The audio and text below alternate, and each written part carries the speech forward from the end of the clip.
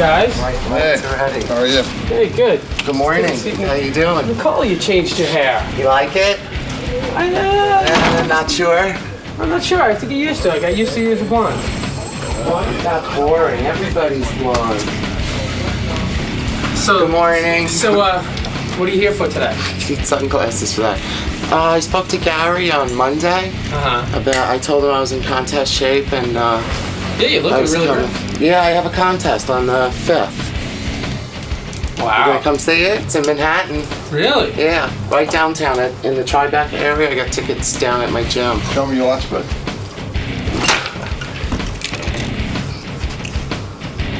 Not bad, right? We are having a Halloween party here on Monday. And you can tune in for that. And all of us on the show, meaning me, Robin, Jackie, Stuttering John, Fred, Gary, we are all going to be dressed as different people from the show. That's right, other show personnel. And we are inviting our audience to come down in costume. As show personnel. Yeah, you can come down as Fred or Jackie or me or Robin or John or Gary, whoever you want to come down as. And we've got Scott, the engineering. And we'll be awarding gifts. The first prize, best costume, $923, and a CD player, plus additional CD players to be given out, second and third prizes, and also prize packages and things like that. Yes. So come on down in your best costume. Now, could the girls win anything? You haven't. Maybe they need an offer of a prize to get down here. Well, I always thought bikini girls and professional dancers always want to just be seen on TV, so I thought that was enough enticement. I've asked girls to come down and audition. Maybe there's so many TV outlets now. That's not an enticement for girls. The only girl who showed up, well, let's bring her in, is Nicole Bass from our New Year's Eve party. She really is built like a man. She's the world's biggest female bodybuilder. Well, you must say, though, she looks good in a bikini. Yeah, she looks great, but... They did take some calls. I think there's some girls on the way down. Oh, there are? Say during the break. Yeah. Well, by the time they get here, it'll be too late. Yeah, they'll be... I said auditions are at 7:30. The only one who was... Oh, my God. Nicole... Come on in, Nicole. I can't see you. Oh, man. Nicole, swear on a stack of Bibles you were born a girl. Swear on a stack of Bibles you were born a man. Well, okay, I swear on a stack of Bibles I was born a man. I swear on a stack of Bibles I was born a girl. Wow. You know, she actually is looking more feminine to me. You know, maybe you are looking more feminine. Well, let me see your abs. What are you, sweating, or is that some kind of grease? It's probably a little bit of oil. And what'd you do to your hair? Up? I got extensions and I'm redhead now. Congratulations. I Love Lucy on steroids. Did you take some juice, or are you just... It's totally natural. I just competed in the Nationals in Florida. Yeah. And I'll be competing in New York. How did you do? I took 6th. The girls are really showing up. Even they are so cut, it was unbelievable. They're shredded. And do you have to shave down when you... Yeah, you can't, like the little fine hairs that are on your arms. Do you have hairs on your chest? No, I don't. Okay. I'm just asking. I don't know. No, I don't have hairs on my No, I don't have hair. It's unbelievable. And you are all perfumed. No, that's deodorant. Oh, my God. Oh. Put some boogers on my nose and let me out of here. So, Nicole. Oh, I brought you a book. But why don't you lighten your eyebrows? Maybe that makes you look a little more masculine. Maybe you ought to lighten your eyebrows. Also, I'm so dieted. My face is really Look, I hard. want you to rub her competing chin. in New York. You guys, if anybody wants to come, can I rub your me. chin? Robin's yeah, right. because I want to know if there's stubble there. I want to know if there's stubble there. Come over here. You I don't know if you're. No, I don't really want to. Rub her face. Do I get a hug? Hello? No. Why? Wait. Why don't I get a hug? Just be quiet. I'm trying to test to see if you're a man. Why don't I get a hug? Hello. Because you're all greasy and sweaty. I'm not that greasy. I don't want to hug you. Can I have a kiss? You're married. No. No. No. Wait. For Billy. I broke out here. I got to say. All right. Just shh. What? Let me see. We're trying to look for a beard. Jackie, feel her face. Check for Tell me if you feel a beard. Seriously, I think. See, you can't even tell. I'm not being mean. Yes, I gotta know. You are. Check for sideburns. I don't think I feel it. Sideburns? Yeah, pull your hair back. Let me see if there's sideburns. Come in the light. Come in the light. Let me see in the light. Get her in the light. Would you be nice? Just pull off I brought you a book. Pull off your G-string. We want to. No.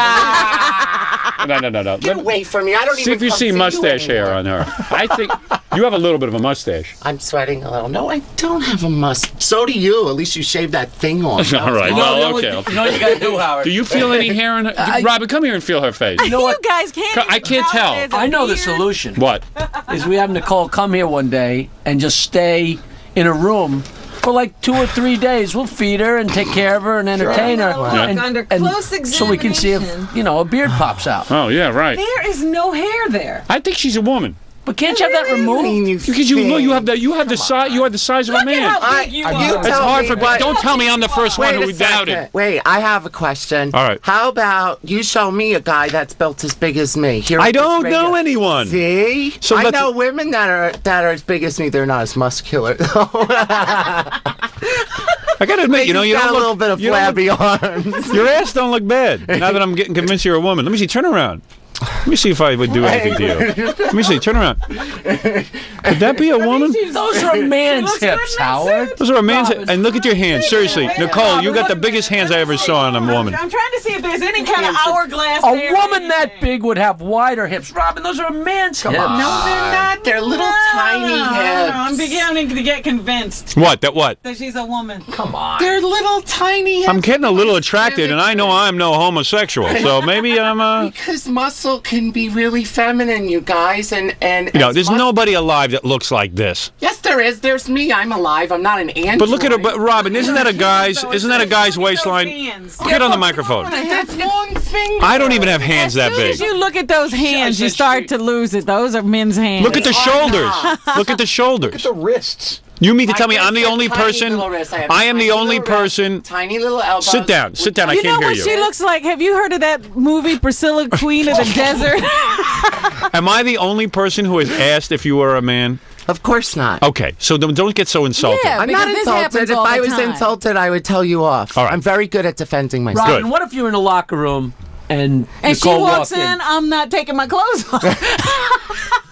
Usually when I'm in contest shape, I love to do that. You go into the women's locker room and you start changing, and all the women like Robin, they get all offended. I know and they you're a run guy. out. I know you're a guy. I know at one point Nicole there was goes in the women's locker room, they better have a urinal. I know at one point there was a penis somewhere involved in all this. Really, seriously, it's amazing. It is amazing. Why don't you let me train you? I have a gym downtown. Yeah, now called how do you get Natural your Physique stomach? Center. How come my stomach has this little bit of flab on it? How do you get rid of you that? don't diet right. What do you eat? Tell me what you ate for breakfast. I got to admit you're in tremendous shape. Now, you got to be doing a little steroid. That's also helps you get rid of the fat. I've been dieting since January for that pay-per-view thing.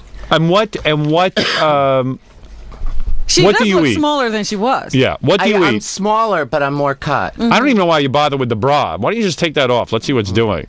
Are those implants? Yeah, Yes. I They lost are. a lot I of knew my it. chest. She said they Okay. are. Yeah. Yes, I lost a lot of from the dieting. I had an E cup, and all the dieting, I lost most of my breast. Really? I you said, go. fill them up. I don't want scars. Hey, is her husband here? Yes. Bring him in and let make him swear that he has normal sex with her. What is that? And sometimes This is what she eats? What Oh, is it's that? good. What you is want that? some? It's called Bass cake. It's 2 cups of egg whites, Yeah. 2 cups of oatmeal, cinnamon, bananas, and protein powder. And You've got to be on steroids. No, I'm not. Really? Why don't you let me train you? All right, there's your Let husband. me train you once. Oh yeah, my head'll fall off. No, it from the way you won't. train. Hey, you are a macho guy. Yeah. This is Nicole's husband. Yes.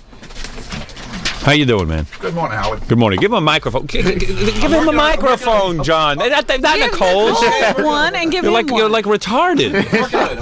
He's stupid.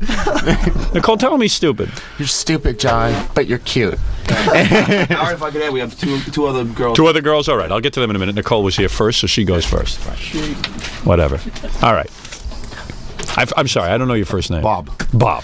Now, that's a normal name. Yeah. It's not Bob, like Jackson you are or anything a like that, you know. Right, not Howard. Jackson. Bob, you don't seem gay to me at all. Well, you really don't know, do you? No, I mean, you seem like a regular guy. I am a regular guy. Am I correct? Yes. You're a husky guy. You're a manly man. You have tattoos. You have different things going on. You even had to, when you first met Nicole, you had to think that this is a guy, right? When I first met Nicole, like she a had the porn biggest star. bust you ever saw, Right. and she had no muscle. Oh, that's right. So she looked a little more womanly. I hate Little more woman. I still look womanly. like a you porno even star. said you were almost attracted. I got you to confess. From the waist down, maybe. All right, so let's be honest. Uh-huh. Nicole does look very masculine. I think she looks very feminine. Okay, all right, whatever. A woman She's body got double. you convinced. But you huh? do make love to Nicole? The best sex All right. I've Really? ever had, yes. Oh, and get And how this, often? everyone- Excuse me, I wasn't talking to you. Raise your right hand, Bob, right now. Hey, could you move in with us, Howard? Say, I swear to God. I swear to God. I have regular sex with Nicole. I have regular sex with Nicole, super sex with Nicole, and I got a bad back, so she's always on top. Really? Well, that's a little more than I needed to know. And every once in a while, he'll say, if only Howard were here to see your vagina. Yeah, I would love to see that.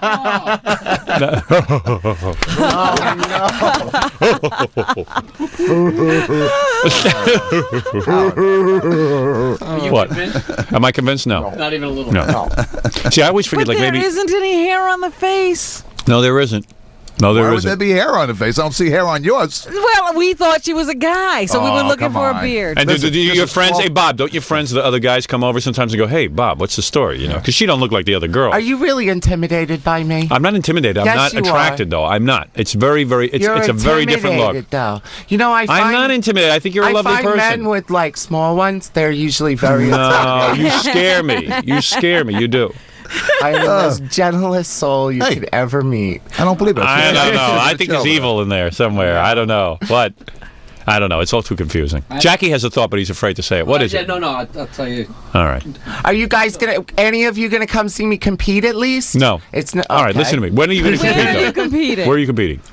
Competing November 5th it's downtown Manhattan in Tribeca at the community college there, and I have tickets on at my Chambers Street. gym Okay. at Natural Physique Center, which is 104 4th Avenue, and it should be a very good show.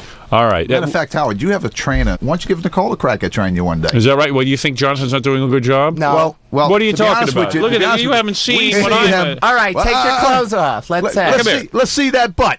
Butt? see your the butt is butt. beautiful. The glutes. Listen, I'm looking at your butt. You're married to Nicole. look at you. Look at that. Come on. No, look you at got- that. You gotta have. Look at that, girls at You got home. a nice body, but it could be tighter. Well, Could be we're tough. working it. First of all, I can't work out hard. Every time I work out hard, my eyeball blows out. You don't need to. I don't work out with heavyweights. You know? I do not work out with. I'm fine with heavyweights. Jonathan. I'm very pleased with the results. Look at me on the cover of my book. I look fantastic. It looks like a girl's body. Well, so what? It's an attractive girl. That's something you ought to look at and emulate. Yeah. You should try to look more like me. That was quick, Robin. That was quick. I'm not going to give you a crack. God didn't give you a crack. I don't see why I should. All right, that's it. Now listen. All right, Nicole. Good luck with the bodybuilding show. Thank you very much. If you want to come down to the dance program and How be part big of the are her feet? How big are your feet? What size? I got 12. Oh, Don't lie to him, Nicole. It's 17. Tell him the truth. Is it 17? No, I believe it. size 12. The arms are probably 17. Bob and Nicole, prove once and for all that Nicole is a woman. I want to see you two kiss right now in front of our cameras. Go ahead. Here we go. Don't ruin my lipstick. And tongue kiss. Tongue kiss. I want to see if I puke. Oh my God. Oh my. Is that like two guys? Wow. Ooh. Second base you got. Good for you. Now, you should show her your breast. No, I'm not showing my breast. Show your breast. She got beautiful breasts. Really? I mean, if you see the tips of her breast, you could tell if she's a woman or not. That's absolutely Because true. I that's- could. You see, you guys never asked that That's question. right. Go Show ahead, me Nicole. your butt, and I'll show you my breast. All right, you've got got it. it. Here it is. Right here. You made the deal, Nicole. Here's that butt, honey. Now let me see those Go ahead, breasts. Nicole. That's right, Nicole. You made a There's deal. there. That's right. Let me see that. All right, I won't look. All right. All right. I'll be the only one who looks. Just show it to Howard. All right. Let me see. Right? Let me see how You beautiful guys they are look. going to have it on film. What, That's are you right. serious? Wow. Beautiful. Beauty. True, Howard? This is hard as rocks. No, show you Robin. see? Show Robin. Show Robin. Robin can see. Oh, my. Oh man. What the hell is going on over there? Nicole, come back in the light and show Robin. I saw. It's enough. It's enough. Good for you. Those are like two grapefruits straining to get out, two rubber balls. Very good. Very nice. Two tattoos. Two tattoos on there. All right. Very. I don't know what's going on with you, but you look terrific. You're in terrific shape, Nicole. And of course, you're always welcome here, and we'll go see your bodybuilding You're show not as inviting her for Monday? Well, she don't need to come today. She doesn't. No, he said of course. she's welcome to come. Nicole is always welcome to come, and you can come and Thank dance. you. And she's Can gonna you have, dance? she's going to have a I can special dance. outfit Monday. You Make fun Is of that me right? dancing, I can't but tell you what can it is, dance. but I have to audition you for the dance show on the Halloween show. Now, let me see you dance a little. I'll put some music Oh, on. Nicole Where's can't the disco dance. ball? You don't need a disco ball yet. I thought you brought it. she's got a great outfit she's wearing, but it's a surprise. Now, let me see. Where is some music? I don't have it. I'll give you some. Remember Nicole there you go. at the pageant? She couldn't keep up with the steps at all. Let me see you dance a little. How are you going to dance on the Halloween show? Dance. Go ahead, dance. Put your headphones on. You dance like a man. All right, sit down. How does I would give Howard a butt bongo spanking. No. No, I'll pass. Not with those big mitts. How does she pose? I mean, I want to see her posing Go ahead. routine. Yeah, go ahead. Put on some music. Let me see you pose a little, like a bodybuilder. Look at all those veins. You got to be taking some juice. Let me see. Flex your butt. There you go. Do you sit down to urinate or you stand up? Do you sit down? Yes, I sit down. All right, sit down. Doesn't matter. Stop posing. All right, listen, I got to take a break. Nicole and Bob, thanks for stopping by. And I got to move on with the auditions for the dancing girls. I might go for some more traditional-looking type women. But these girls said they would take all their clothes off. They did? If you asked them, yes. All they right, did. well, I will ask them. And we'll see And what she's happens. got a Bob is tattoo in out the there spot where interviewing. she So Bob has is to take interviewing the her girls. I was just checking out the stuff, you know. All right, thanks, Nicole and Bob. And Nicole, maybe we'll see you down here on Monday. Okay, For the great. Halloween party. All right, All let's. right. Thank you. It's always you. good to see Thank you, you all right? very much. See you later. Hi. See you, Bob. Okay. He's great. We'll see you November 5th after the show. Went okay, Nicole? Went very well. Hi. Oh, I posed down. I even took my top off for a bit. You're all sweaty. Well, I posed. He's nice, right? Did you hear him?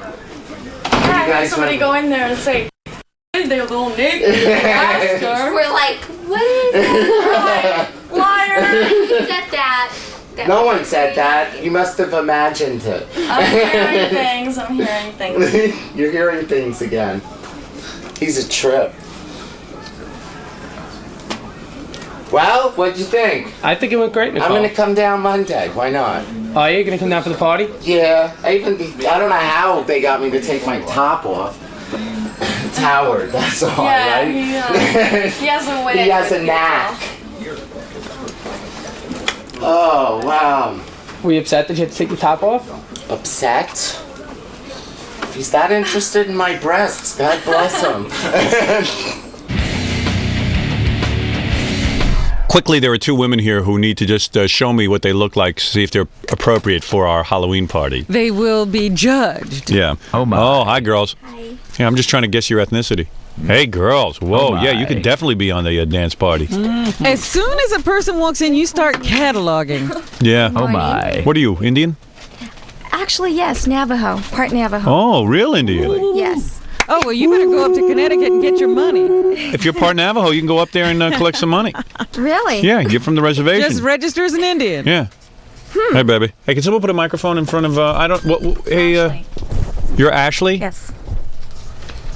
Yeah. I'm Stephanie. Hi, Stephanie. Hi. Were you? Small. Hey, don't look at my pants. What did she say? She said it was small. You know. No, come on. Hey, girls. How did you end up down here? Hey, what are you wearing jackets for? Should I? It's a little chilly. Well, who cares? It's a little chilly. You don't see me complaining. Here, take off your jacket so I can get the whole effect. What are you, strippers? Wait, I have to tell you. Yeah. Yes. Yeah. You know. Well, jeez. Who looks like that and doesn't make a few bucks off it? Hey, there's people that work out. Wow, what body's on you girls? Do you girls work out or does that come natural to you? I work out. Do you? Both work out. Really? God Together. bless you. What are you girls, D cups? See. See? I'm a C also. Implants or natural? Well, natural. you're the expert. Implants. On you, and those are natural. I can tell. I know right off the bat. Why didn't you just tell us right away instead of asking? Yeah, I like to see who plays what game. You girls look really good. So all you need to do is show up on Monday, and then you'll be part of the whole big dance thing with the TV cameras, and you'll probably get tons of acting jobs afterwards, right, Robin? Well, that's what they say. Lots of people get jobs out of this show. Yeah. I think you girls wear those swimsuits, and you dance around a lot. It'd be great. Like a Club MTV type thing. Yeah, Club MTV, except we'll all be in costume. Yeah. But you don't have to be in costume. As long as you guys are almost naked, it's cool. There's still Club MTV out there. No. Yeah, you could be on Club MTV. I'm a producer of that. You want to be on it? Sure, I can make that happen for you. You come talk to me after the show. I'll give you a private audition. All right. Where do they dance usually? In New Jersey. Different Oh, okay. clubs there. Where? Frank's Chicken House? No. Oh, there is a place called that. Yeah, of course. Well, if you're a stripper, you should know that. You got to dance totally naked. You girls dance totally I don't naked? feel like advertising any of the clubs. They're not worth it. Oh, really? I don't like them enough. Oh. Do you girls dance naked No. over there? Bikini. You girls into lesbianism? That's a yes. What did we decide? What did we say? Hey. Do you want to be on a show called Club Jackie? You ever been on that? It's big. It's seen all over the country. We're holding auditions after the show at 11 a.m. in my office. Club Jackie. We're there. Yeah, good. I need you girls for that show. I see you as two hosts. You girls do lesbianism? Are you girlfriends with each other? Are you two girlfriends? Get out of town.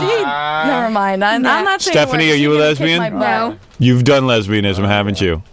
Well, on stage. And in real life? No, on stage. What about you, Ashley? My lips are sealed. I'm not saying anything. They have? What, they told you, John, they did? Ashley does lesbianism? Yeah. Do you dig it? Well, not bi at all. All right, hey, no one's putting you down for it. I think it's a turn No, on. I wouldn't consider myself bi, but I don't mind it. You don't mind it? No. Well, I consider you bi then. What would you call bi? Yeah, what would you call bi? Well, I guess somebody that goes out looking for girls. No, that's called a I see, lesbian. okay. That's called a lesbian. You're bi. Stephanie, you've And tried guys. it. Well, I'd like to try it. Let me see you two kiss each other. Come on, kiss each other on the lips. Actually, you Hey, attracted to Stephanie? Are you attracted to her? In a friendly type of way. You are? Stop it. Why don't you guys get it down on the floor and do some lesbian stuff? Make me happy. It's too early in the morning. Yeah, no, it's down not. on the floor, girl. Just lay down on that dirty floor and get on top of each other. Hop on top. All right, hey girls, you'll be perfect for the show. I just got to put you through a little bit of an audition. Keep your headphones on, stand up, and dance around a little bit to this song. All right, you ready? On your mark, get set. It's just a small audition. Oh, wow. Look at those bodies. How old are you girls? 21. Yeah? 23. 21 and 23? Combined, Jackie's older than you. That's 44. That's right. And you're good at math, too. God bless you. All right, you ready? Fred, play something good. All right, girls, dance. Wow, perfect. You're in. All right, wear those down here Monday. We have to come this early. You want to be on the show? If you want to be on the big show, you got to come early. How tall are We're you? not going to sleep Sunday. You're 5'5"? Perfect. I was afraid you'd be too tall for the show, but you're perfect. And you're obviously 5'4", right? Well, with the heels, yeah. You're 5'4" with your heels? Perfect for the show. We needed girls between 5'4" and 5'5". 5'5", right. What is it, Stuttering John? I think they'll get naked, right? Would you? You're the one that said You're that. an instigator. We don't need him naked. Okay. I mean, I'd love to see him naked, but we don't even need him naked. I know. So you like it? Maybe on Monday he'll be naked. It'll be something to look forward to. So you are sweet. Oh, am I acting sweet? All right, then take your clothes off. Now you're acting like those club owners in New Jersey. Yeah, right. So what happens when you girls go for auditions for clubs? What are the guys like? Do you go in their office and they make you get naked in front of them? No. No? No. Just have to not go at up all. on stage and dance, and that's it. And they check you out? And would they pay you a bunch of money for that? And they And do you For girls? auditioning? Yeah. No. Do you girls have any Hey, how do tattoos? you know? no tattoos. You girls saving your money? She does. Wait, I do. Yes, I You do? Where's your tattoo? I have one of my. Can I take these off? With the headphones? Yeah, who cares? Take everything off. Let me see. Wait, I have one right here. Oh, a little snake running up your ankle? Oh, Jesus. Oh, boy, Jackie just got a shot. And where's the other one? What is that, little Chinese thing? Yeah. Oh, All my. right, somebody asked me what it means. What's it mean? Sex. Sex? And you girls really dig sex? Or are you sick of guys? I love No, the guys. sex part is good. Just Yeah. like a guy's Sick of guys? I love guys like girls. You love guys like girls? Yeah. You them love both. guys who are like girls. No. I'm like a girl. What does that mean? I don't know. I love guys like girls. I meant like I love guys and I like girls too. Right. Well, you girls are interesting. She likes guys and girls. She's bi. She's bi. Okay. She Yeah. doesn't know how to put it. Yeah. Right. Right, honey? Right. Oh. Man, I'd have a party with you too. Hey, how much if I take the two of you to bed with me? What do you what charge did you me? just say? How Me, much do we usually charge for you that? two with me in We need to bed. discuss that. We Yeah, do We need to everything. have a conference about that. Just come up with a price and let's get going on it. I need to have that. You're ready to just start paying for it. Yeah, now. screw everything else. You I don't even forget want to the talk you into build-up, it. You just want to get it done. What does it cost? Give me a price. I'm clean as a whistle. You don't have anything to worry about. I haven't had sex with a different woman in 20 years. Go ahead. Well, what's the going rate? Well, you guys tell me. What's the going rate? Nobody here been knows so anything long. like that. What? It's been so long since I've done anything like that. Yeah. Have you ever taken money for it? No. You might as well. You're not going to get money for lab work on a cure for cancer. Come on. You girls know you want to sleep with me anyway, so you might as well just come up with a figure. You girls attracted to me at all? They hadn't even looked at you, Howard. Hey. No? Yes. Yeah? Okay, that's the right answer. All right. All right, girls. You know what? We're out of the party now. No, you're in the party. You come up Monday, but you got to be here early. We're starting the party at 7:30. We were in We the were city. here. We were Okay, here. all right, We okay. thought we'd try to be casually late, so we went and had some hot chocolate. Yeah. But And we were still the first one.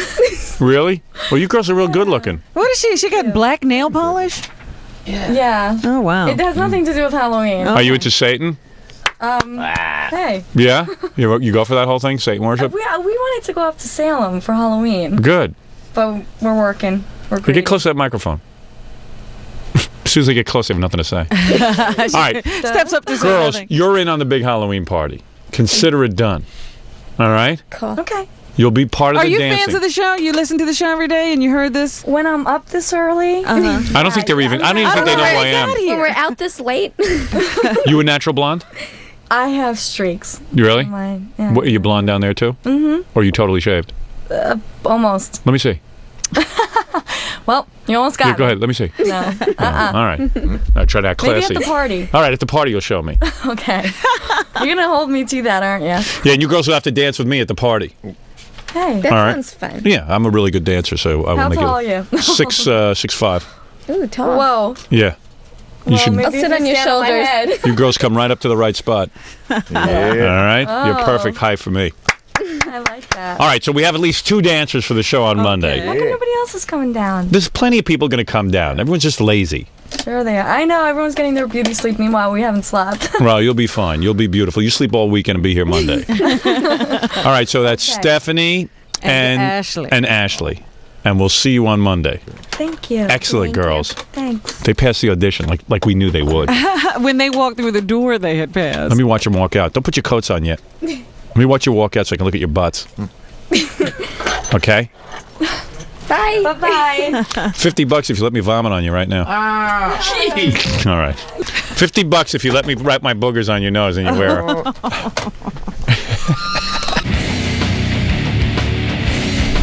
It was fun. Yeah, he's sweet. I'm shocked. like him. I'm shocked. The girls are great. I found a new friend. You gonna come down on Monday? Yeah. All right, good. Yeah. Bye-bye. Oh, it's right here. It was right here. We knew that. We were just seeing if he'd tell us. Bye. Bye, guys. I'll see you Monday, 7:30. Okay. Personal opinions, Jack? Lovely girls, lovely girls. Rack that tape up. Smart girls. Obviously on their way to NYU and Columbia.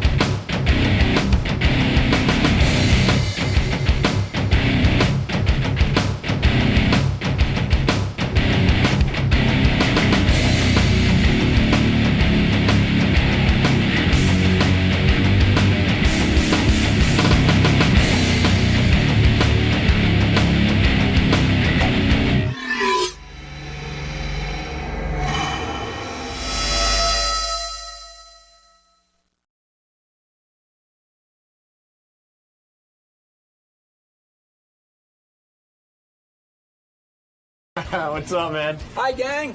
How you doing? Welcome to my show. Thanks for having me on. Jackie's here. Yeah, I saw Jack. Life's always great when you're Jackie. Jackie Martling? Yeah. Hey, Jackie, you want to come in? Or you're having too much fun out in the hall? Me and Jackie saw each other outside, said hi. I didn't see Jackie. The funniest thing I read about Jackie. Oh, there he is. Always got the There smile he on his. is. Hey, Jack. Hello. Jackie, the joke man Martling. Everybody knows him and loves him. He's got a lot Hi, going boss. on. Hey, Jack. How's the show going? Oh, do we touch? Oh, don't touch me. No. Yeah, I forget what's on I your. was special. He forgot. No, you didn't. Did you? How do I turn this up, Kev? Right here? Oh, you didn't put it up? Some things never change. Who's on fire for Carol Leifer? Hi, Benji. Well, he's old. He's going Yeah, deaf. Carol can still hear. Jackie can't. What? Jackie finally looks older to me. He does. He's gotten to Gotten be an old. old man. The complexion. What do you mean? Like the skin is old now. Yeah, he's old. But still Looking handsome. you over. He's still a good-looking guy. Well, But thank you. I was thinking he said he was born in. I remember Jackie always said he was born in February '48. So you're 61 now. I'm 56. and Jackie got new teeth. Well, you know what? He looks Not like since I've been here. I don't know. They're new. Something's new on you. Choppers. Give me. Big You look like choppers. choppers. Give me a smile. Wow. But he looks like he should belong to the Friars Club now. Do you want me to whip out pictures of all you guys from 15 years ago? You want to play? Yeah, you're damn right you Fits don't. right in. Hey, you're the guest. As a matter of fact, Nose, teeth, liposuction. Why don't you just turn yourself upside down and walk on your hands, for Christ's sake? by the And way, you, I don't know what size you're going to be when I walk in here. Robin lost a lot of weight. Sometimes there's three of her, you know. Yeah. But doesn't she look good now? Please. I'm still sorry I never went there. Not like I had a choice. By the way, Am I safe with Fred behind me? Yeah, you're good. Do you like me today? You're a good man. He looks great. Look at him. Yeah, well, he boxes. When did he get so gray? Yeah. Fred's all gray now. Oh, give me a break. That's Zac Efron sitting on the couch over there, right? Who's that? You wouldn't know. Artie looks good. We got to go back to Fabian. Do you dye your hair, Jackie, or are you? Of course. I'd be a little gray like Fred. Let me see. What hair does he have? No, he has some hair. No, he's got the Ben hair. Franklin thing Of going. course, I don't dye my hair. You don't dye your hair. No. He's got no hair to dye. I'm on natural. Is your hair gray? Turn around. I can't. There's no hair in the front anymore. There's a little gray on the No, on he's the still temples. blonde. Yeah. No, it's a little gray in the temples. Yeah. He's still blonde. Yeah, He's I'm still me. got that boyhood charm. Yeah.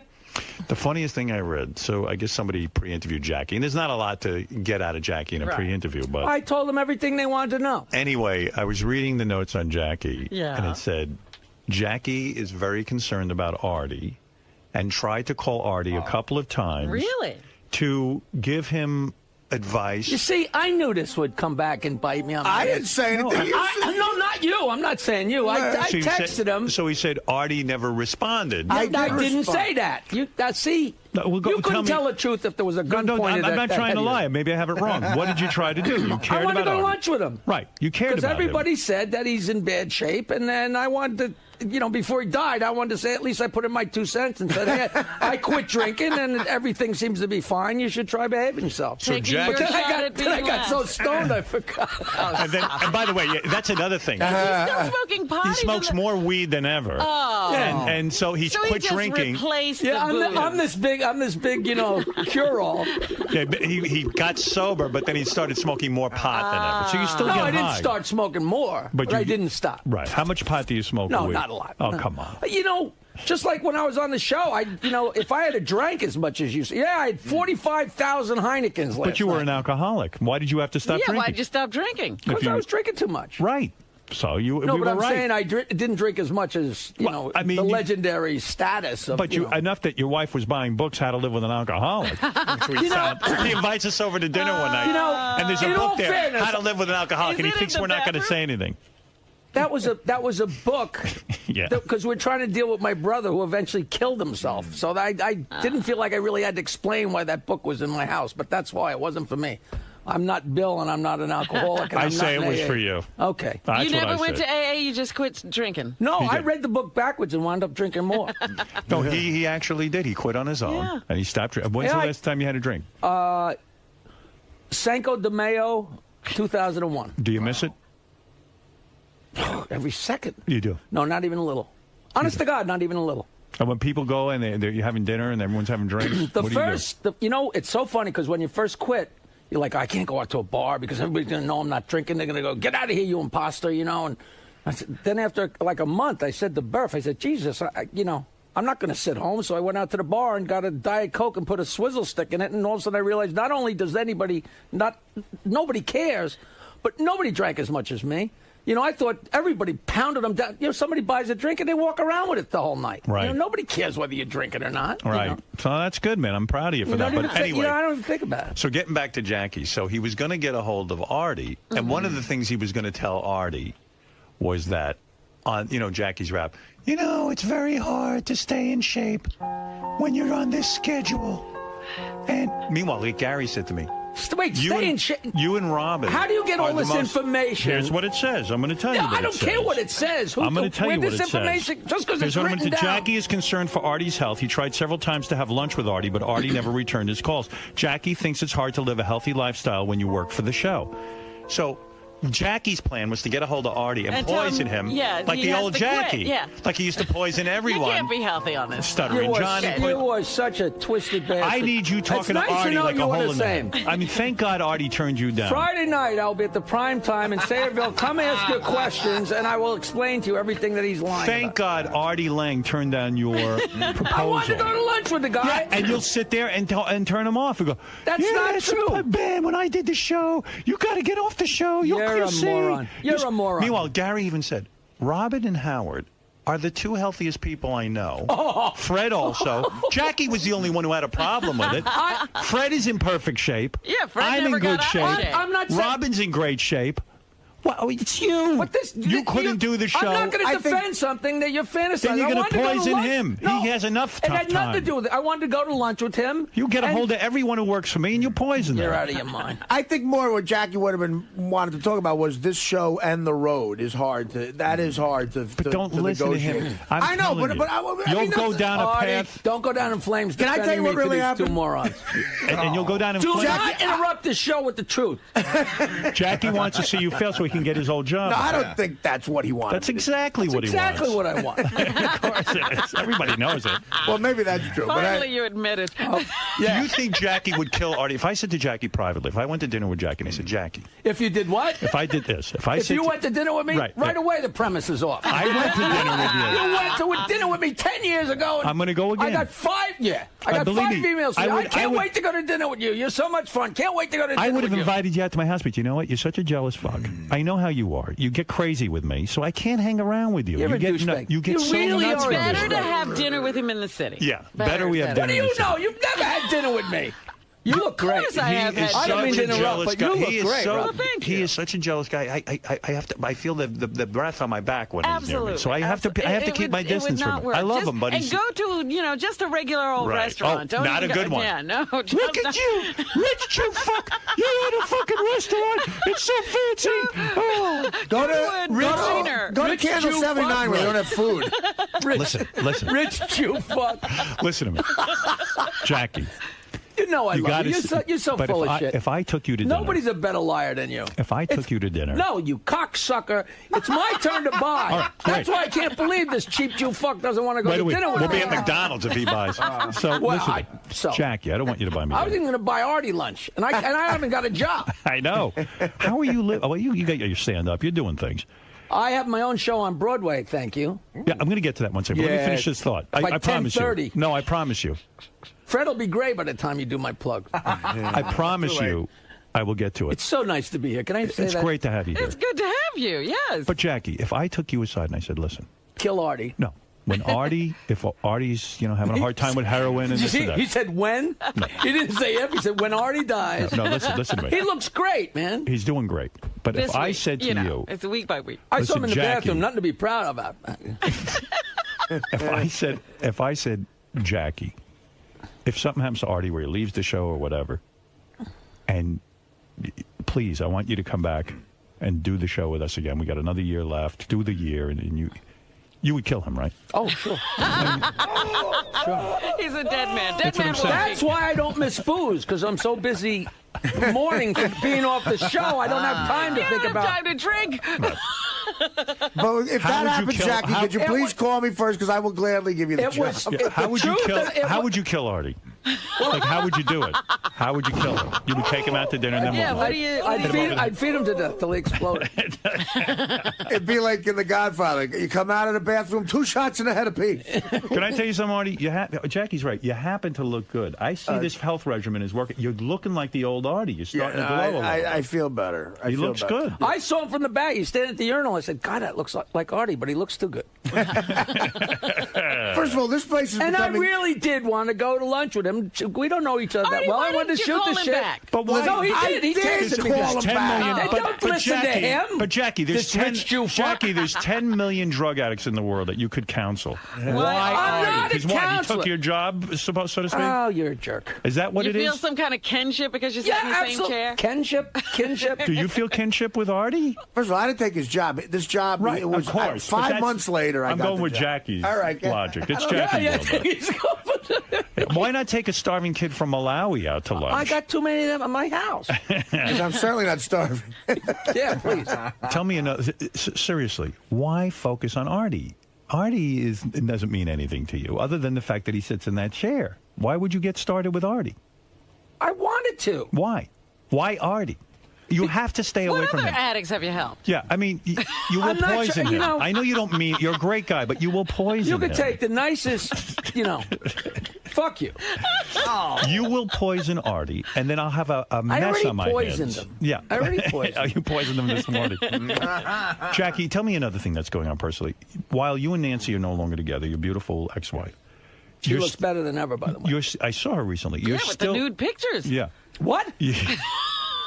You're Wait, whoa. Wasn't she curled up on a beach? You Yeah, know? we She was have some covered up pictures of with her her on the beach. hands or something. But Yeah. How the hell do you see these and I don't?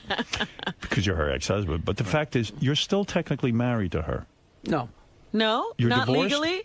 You're actually divorced. And we're It legally says here- separated, and the divorce papers are actually literally at my house. Oh.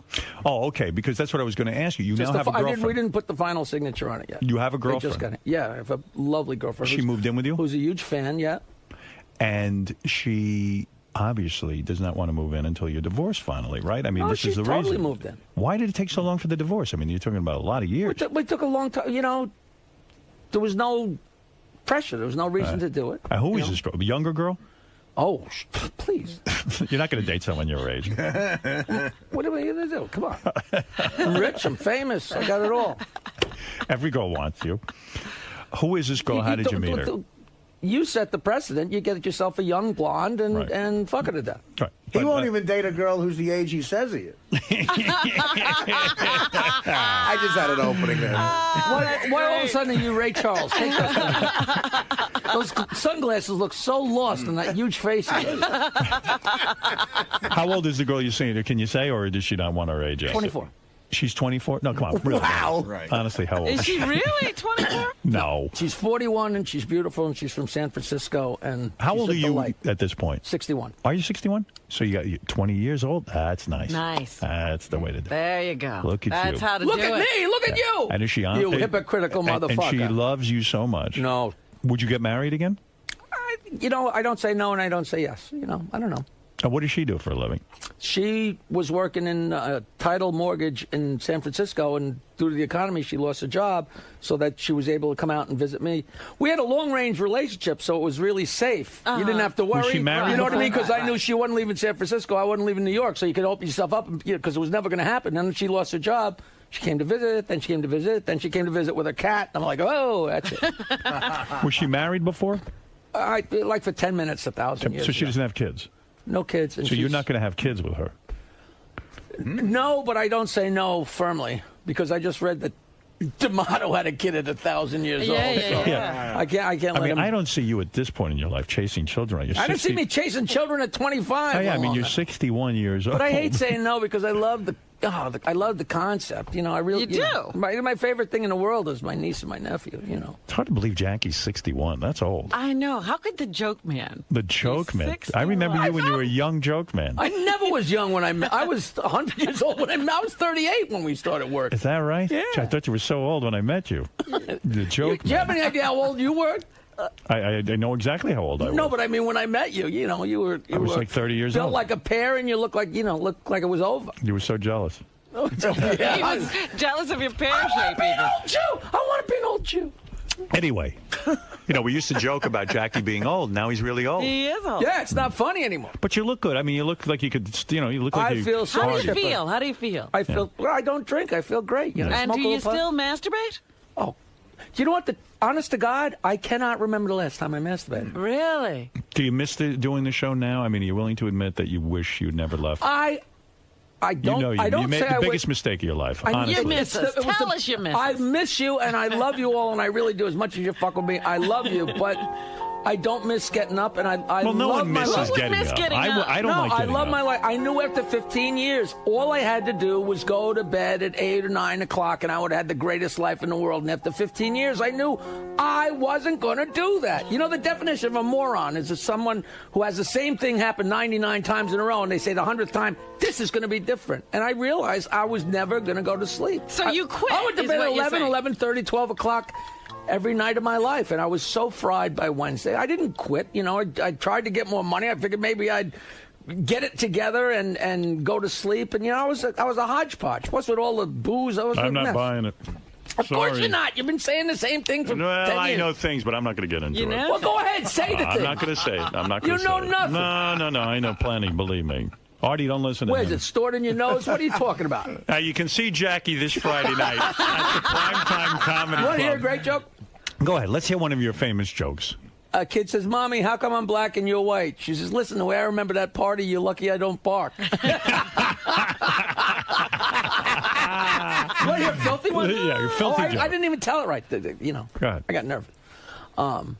I tell you, my favorite quick joke is the guy goes in the library and says, "I want a book on suicide," and the librarian says, "Fuck you, you won't bring it back." Oh, here you go. That's a good one. Boy, you got better.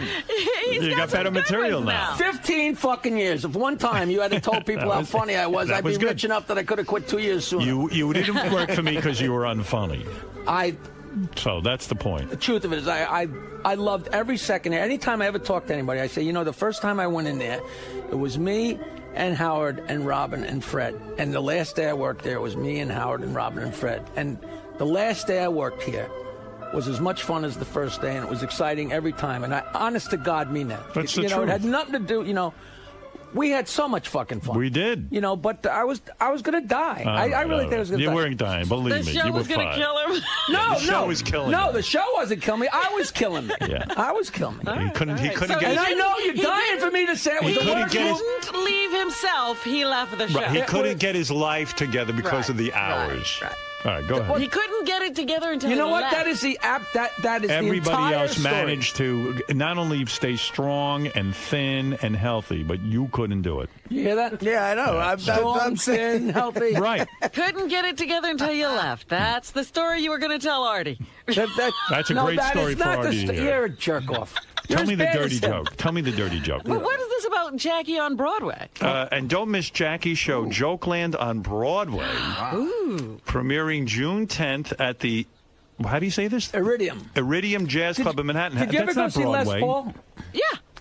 Down there. What do you mean you're on Broadway? You're not in a Broadway theater. No, not Broadway. 51st and Broadway. But when you say you're on Broadway, that implies that you're at a. It's on Broadway.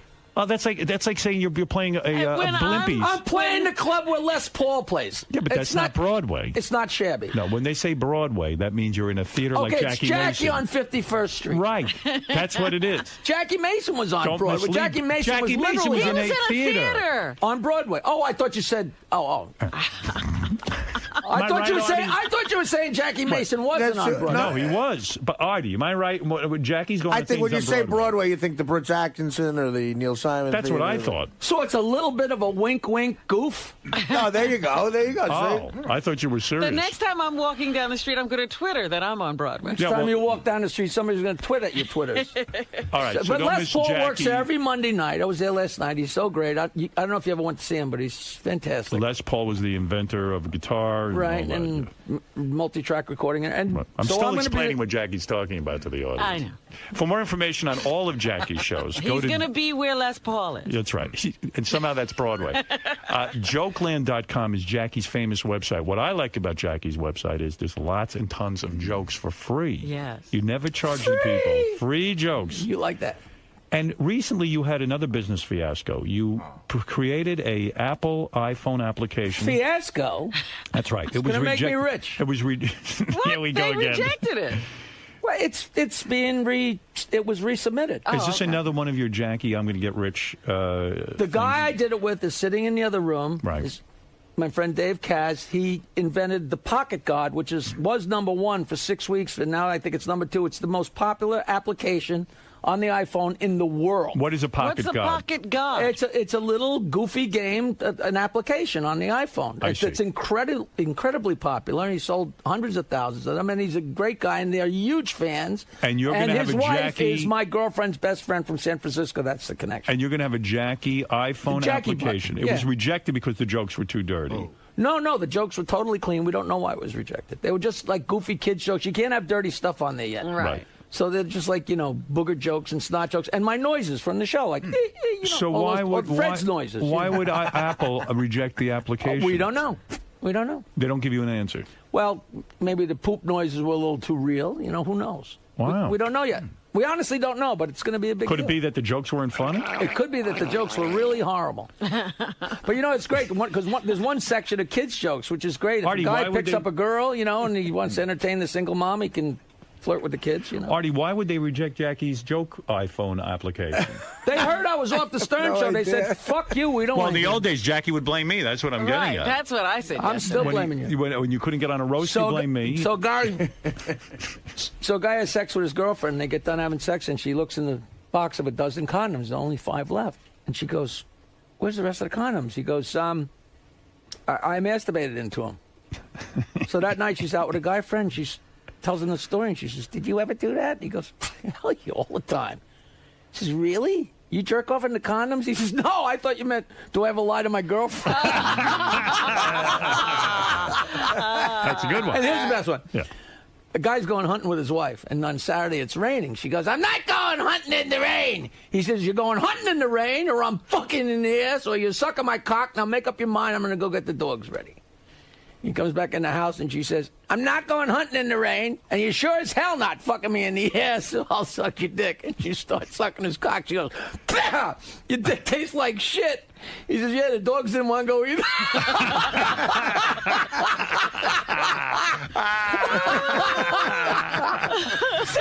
Yeah, you're killing in this room. Wow. Let me tell you something. Oh, Steve Jobs of Apple is on the phone. He wants to say something to He'll Jackie. tell us why Jackie was rejected? Steve, hi. How you doing, Howard? Yeah, what happened with Jackie's phone app? Well, it's all wrong. We're going to use his joke application for the iPhone. Oh, you are? Yeah, it's going to help people fall asleep at night. Oh, thank you, Steve. That's a good... I know that's not him because I know that guy. Let's go to Bobo. Bobo, go ahead, say hi to Jackie, the joke man, who's about to appear on Broadway. Yes. Joke man on Broadway. I have a question, man. Does Fred harbor any deep-rooted issues with Jackie because he branded the title of head writer? Deep-rooted? Yeah, it's well, right on the surface. What do you mean deep-rooted? Well, no, Fred doesn't really like Jackie that much. No, I'm fine with Jackie right now. But you didn't like the whole head writer thing. And Bobo's trying to start something. It's done. It's over. It's history. You like Jackie? Yeah. I love Norris. All right. Jackie's been gone for a lot of years. We all forget. All right. Well, that's fair enough. Look, Jackie, we're here to celebrate you today. Jackie, the joke man, Martling, we all love you. I love you for having me on, man. And let me say that why not go see Jackie on Broadway? You can see he has a repertoire of jokes. You can see he's updated these jokes. They are new. I've never heard these jokes before. I did a lot of research. The last couple of nights, I said, I gotta have some new stuff. And this is Jackie at a club near a real Broadway theater. And it's fantastic. 51st and Broadway below Ellen's Stardust Diner. He's going to be where Les Paul is, which is the cardiologist on 43rd. Yeah. And so you don't want the real story of what happened with me and Jackie. You're just going to... I did call him back. Oh, you did? Yes, I called him. He texted me back. I texted and him back, and I said he wanted to meet at a place for lunch, and I said, okay, I'd love to. Sure. And then I never heard back from Jackie, to tell you the truth. That's not Artie. Well, no, I mean, You said, I got a lot going on. I'll get back to you. That's where it left off. And I didn't want to hound you. You know, we did text back, and I would get lunch with him. There's nobody. But it sounds like you blew Jackie off. Honestly, I didn't blow Jackie off. It was at a time where I was blowing everything off. I see. You were in the midst of your heroin craze. I was in the midst of coming off it. Right. You see, And it was Jackie. bad. That's over? Yes, right now it is. Hopefully it'll stay that way forever. Good boy. When is the last time you danced with Let the me devil? know when you have heroin again so I Months can ago, I drink told again. you. When is the last time you danced with Christmas the devil? Eve. Christmas Eve. Yeah, yeah. So there you go. Really? Dance with the devil. Danced with the devil. Well, it is. It's the devil. It's the devil. And now you drink. How much do you drink? I drink heavily, yes. Thank you. No, seriously, do you drink when you go out socially? Oh, yeah. Do you know we never had a drink together ever? Is that accurate? Yeah. Last time we were You together, never- you were at my house and we were at a pool. You and never were drinking. drank? You were drinking 2 beers at the same time. But you weren't drinking yet. But you didn't have a problem. You weren't drinking yet. I wasn't. No. All right. Yeah. No, I drink now. I'll never forget Jackie. I thought I put it down and you picked it up. It's. I started drinking right after you left the show. I couldn't get along without you. Now, see, And if I was you, I'd say you started drinking because you miss me. I But did. you're going to say you started drinking because you were celebrating I was gone. No. See how you. I opened up a bottle of champagne. She looks Yeah, great. How could Jackie ever give up drinking? I remember him swimming out to the jetty with beers in his mouth. To say like he- a Saint Bernard. To say he had a drinking problem is putting it lightly. I mean, the man always had beers. You know, I have another announcement to make. He was in my pool. His hands are over his head with 2 beers. Yeah, he's saving the beer. He didn't want to get him wet. He almost drowned. Let's throw Dominic in the pool. He's still pissed off. Yeah. No, this year, right now, as I speak, the jetty, gray for 20 years, is being painted sand, whatever color that is. That's fantastic. Sand Wow, brown. it's So getting you a think I paint don't job. have news? You know, you're a great interview. You really are. I didn't But even I am. talk about I that. am. And listen. Right. You're doing great. You're all over the media. I mean, you're All over the you're media. doing Facebook. You're doing He's apps. with the new media. I'm in the You Mike really are. Starr column. They're always throwing me in there. It's all good. And your acting career is going well? You know what? I said to Vicky last night, I said, hey, you know. Vicky's the girlfriend? Yeah, I said Venus in Vegas is finally coming out in DVD. She said, I don't want to hear it anymore. Because 3 times the guy said, listen, definitely promote it. It's coming out. We have the trailer. It's coming out. I said, listen, don't pull. I'm like Venus Charlie in Brown Vegas? with the goddamn football, Lucy pulling away the football. That's a movie you're in, Venus in Vegas? Yeah, and now everybody in the movie is getting famous. Donald Faison and Molly Sims and Jamie Presley. There's all these people What are in the about, movie. And Jackie the Joke Mullen. Morgan Fairchild, is she in there? Not Morgan Fairchild, but I made out with Florence Henderson. Jackie's like Mickey Rourke waiting for his comeback. Yes. He really is. He reminds me of that. One of these days, I some look great better than director is going to find him and put him in the right project. Oh, and I'm going to be doing Leverage, the TV show Leverage. They're my friends, Dean Devlin and Paul Bernard and I never heard of it. my pal Tim Hutton that I haven't met. What is that? Leverage on TNT? Come on, it's a great Do show. you know that show? I do know that show, and he's right. It is a good show. And It absolutely See, Paul, is a good did you show. hear that? Robin loves your show. Dean, let's go Love to it. Neil, who says Jackie is funny. Go is ahead. this Neil? You're Neil? Hey, yes, I'm Neil. Hey, Jackie, you're funny as hell today. I just want to know, how come since '93 when I started listening to Howard, you never said one funny fucking thing? Jackie was always funny. I He have was to come to his holding defense. back. But although holding he's back even on it. funnier now, he's coming into his own. You know, he was inexperienced back then. Yeah, I have to grow into the whole thing. Jackie is funny. And look, rather than repeat the plugs for 9 million times, you go to jokeland.com. You'll get all your information that you need about this coming weekend and also the big on Broadway show. I'm happy for you. And, of course, we will all tune in tonight on Howard 101 when Jackie does Jackie's joke hunt with his pals. Facebook hunt tonight. Hunt. And I got to say, Gary looks great. He does? Yeah, he came. You know, he's running around collecting. Are you getting soft? He's running around collecting his thought. I thought. Don't you see how heavy he got? Looks terrible. I was kidding. Yeah, right. He looks terrible. I doesn't thought he was Artie. Do you think he looks horrible? No, he looks great. He looks bad. There are times. Those are the times I miss have Jackie never the noticed most. Gary's weight because I have never been able to get away from those teeth, so I've never even noticed. So you only see teeth when you I look see at teeth. Jackie. You never look at his Those weight. are the times I miss Jackie the most. When we're ripping into Gary, and Jackie's not there to pile on Seriously, and look make at him. it last. You know what? The longer. absolute truth. I know that the interview is almost over, and Vicky gave me that line, collecting his thought. That's the only reason I went into the whole thing. Oh, 'Cause so I she's like love your this other guy. wife. She's so funny. She's writing jokes now too. She's not your manager, is she? What? Oh, soon. Yeah, We're Vicky. working on my new album, Snart, together. That's my new Gary, CD. you did put on some weight. I mean, everyone. He did not. He looks great. Give him a break. He's half the size the last time I saw him. All right. I don't Thank know. you. All right. I'm not going to stop him. Boy, your observation powers have gone way down. No, I haven't been here in a long time. He was very heavy last Open time. up your sweatshirt. Let Jackie see the belly. That's some boy. All right, I was wrong. No, Quivers looks great, man. Well, she has green drink. She's not eating. She takes enemas and colonics. Are you still pooping away? Jackie, she doesn't chew. She's on a diet now where they forbid chewing. They don't.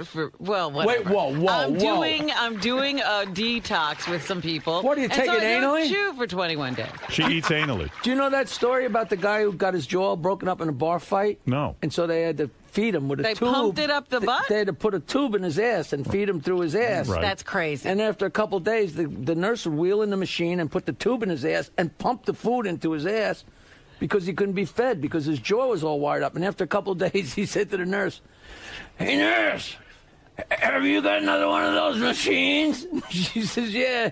"Why?" He says, "I want you to have a lunch with me tomorrow."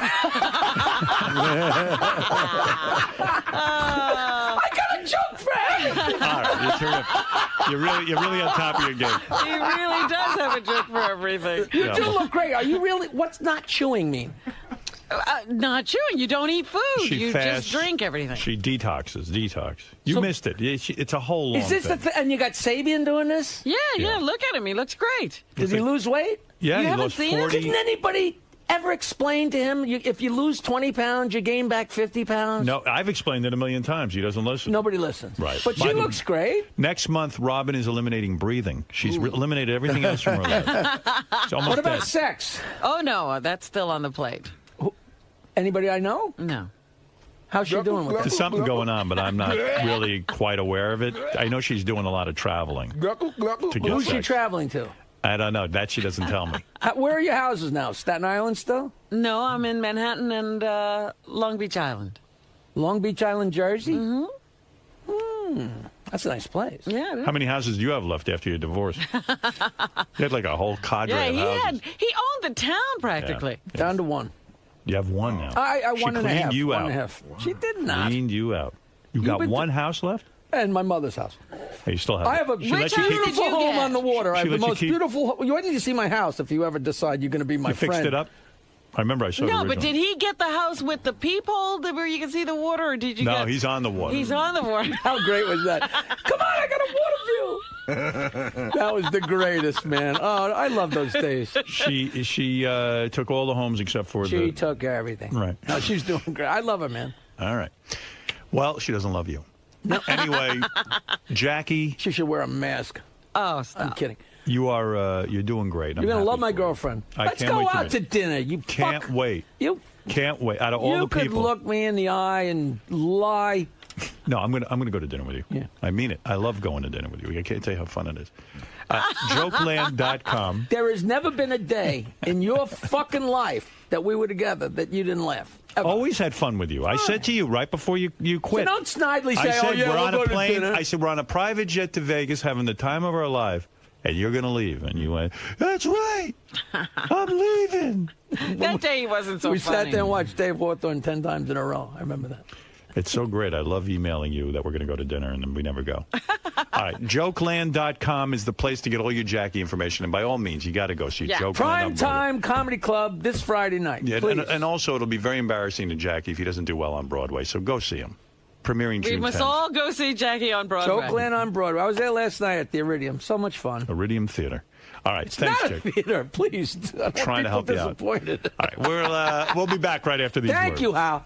Jackie, how'd it go, dude? I don't know. I was pretty nervous. I don't remember anything. No, it's great fun. Great fun. So- It's always great fun to come in here. I love it here. Even though Howard busts your balls every time? Please.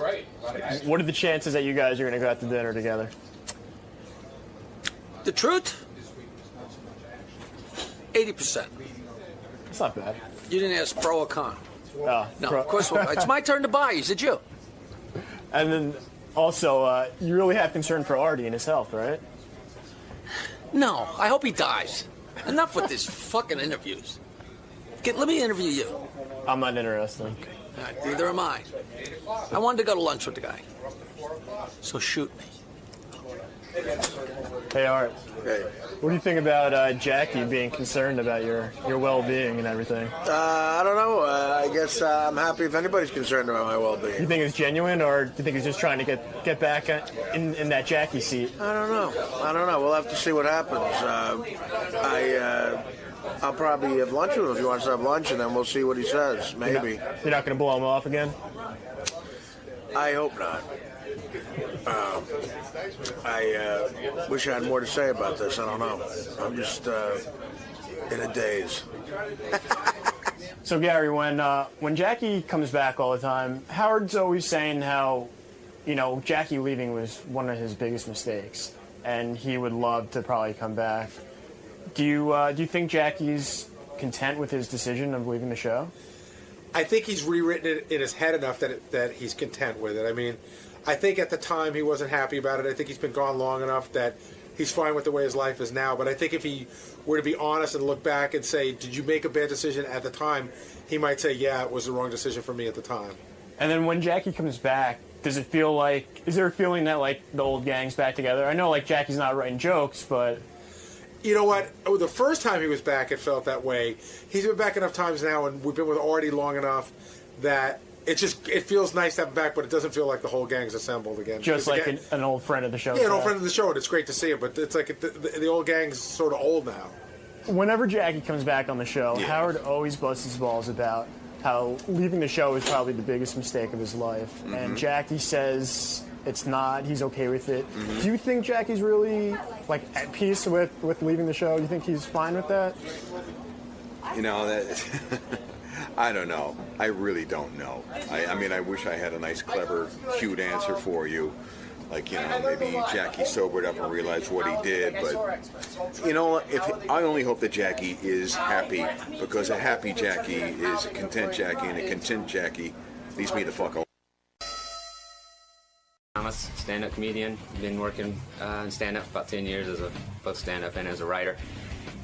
Left on tour about 3 months ago, moved into a tour bus, and huge fan of the show, listen to Sirius all the time. It's kind of like my outside contact to the world, actually. And always thought the Howard Stern room was the toughest room in the country, and I figured if I could come in and do a little bit of my act and pull it off in this room, then maybe I'm on to something. So Howard and his show are sort of a benchmark for how far you've come comedy-wise? Hopefully. I mean, that's what I hope that, if it all goes well, I guess I'll find out one way or another here this morning. As a fan of the show, you know that sometimes it doesn't go well in here. Well, as a comedian, I know it doesn't go well. Right. So I can't imagine. Just imagine it's going to be amplified by 10 times that, in the room. But, what are you going to do, man? Either way, you're still going to continue on with your comedy. Well, I'm kind of past the point of no return at this point with it. But, yeah, I hope to be able to, get at least a gauge of where I'm at. And maybe if I should spend the next year continuing to open for other comedians, or if I can actually step up and start headlining like I've been doing the last few months and continue to go that route. All right, Jamie, good luck today, man. Thanks, man. All right, speaking of comedians, so I get a letter from a guy. Yeah, this is interesting, this story. I get a letter from a guy named Jamie Thomas, not to be confused with Jay Thomas, who will be here on Friday. But Jamie Thomas writes me, and he says, look, I'm a comedian. And, there's Jamie Thomas. Oh, hey, man. Oh, man. What happened to you? I didn't know who that was sitting out there. I would never have guessed comedian. That was Kenneth Keith Kallenbach. Bro, where are you from? You look like you're from, the hills of, West Virginia. Alabama. Alabama, yeah, that's what I thought, that's what bro. you look like. I would guess rum runner, moonshine seller. When's the last time you ate, dude? It's been a couple days. Yeah, you're skinny dude, man. You know what he looks like? And I'm not casting any aspersions here. I don't know you at all, but you look kind of like a meth head. Do you do meth? Do you do crank or meth? The 300-pound guy is selling me on Yeah. Well, I wish I needed. And what's going on with the teeth? You can't get them fixed? I mean, you're in show business, right? Well, obviously just starting out. So. All right, you're just starting out. So Jamie is a guy. He writes me a letter. He's a sincere guy. He said, I'm looking him over going, now, if I had to pick a profession for him. Serial killer? Well, he could be a very funny comic. I'm sure he is. Of course. So anyway, Jamie wrote me a very passionate letter, and he said, look, I had this burning desire to be a stand-up comedian. What was he doing while he was burning? Well, let me tell you what. He's a married man. He's got 2 kids. Wow. Say goodbye to them. And I'll tell you, 3 kids, sorry. 3 kids. And you know what? I'll tell you how much. Your wife must be so proud. I'll tell you how much he put himself on the line. And Jamie had an engineering job. Good job. No. He made money. What railroad? Yeah. What does an engineer do, honestly? Actually, I work for big company. I was a computer engineer for like programming and stuff for Wow. TiVo Really? software. Right. So you were making a good living, right? Yeah, great living. And Jamie, unbeknownst to his wife and his children, Quit his job, and he went out and started doing stand-up comedy. They didn't know a thing. They didn't know a thing until 14 months later, they couldn't pay the mortgage on the house. And Jamie announced to his wife, listen, the reason I can't pay the mortgage is I gave it all up. I quit. I quit. Now that, I mean, you do have a responsibility to your wife and kids. I mean, that's a bold move, isn't Don't it? you think you should discuss something like that with your wife? Yeah, in hindsight, but Yeah, that was right. just kind of the way it worked or went. All right, so you lost the house. They had a beautiful $500,000 home in Georgia, right? Yeah. Which gets you an estate in Georgia. That's Oh, my right. God, they own half the state. It was like 6,000 square feet. They sold the house and they bought a tour bus, and Jamie put his kids and his wife on a tour bus. Now the kids aren't getting any education. You want They're very young. You want an idea what this tour bus sounds like? Will was trying to interview Jamie yesterday. Tour bus. Now, what do you mean by tour bus? You could imagine what this tour bus must be. It's you and 3 kids and a wife. On how big is this Just tour 2 bus? of my kids, but 2 of the kids. yeah, my smallest ones, youngest ones. I see. Okay. It's just a 40-foot long tour bus. You have enough gigs to support a tour bus? Like you No, the $500,000 house supported the Right. tour bus. What do you mean? Where's your youngest one? You left him somewhere? No. My oldest daughter lives with her mom in Birmingham. Oh, okay. I had a daughter when I was in the military. Oh. Oh, boy, this is complicated. She's lucky. It gets there. Yeah, she's real lucky. Who does she live with? Her mom. Her house doesn't have wheels. All right, so 2 of the kids live with you. Yes, sir. And your wife. Yeah. Just to give you an idea what that sounds like when you pack 2 kids and a wife in a tour Yes. bus, just listen to this as Will attempts to interview Jamie yesterday. Hey, you knocked it off. What happened? Hey, hello. Yeah, come on.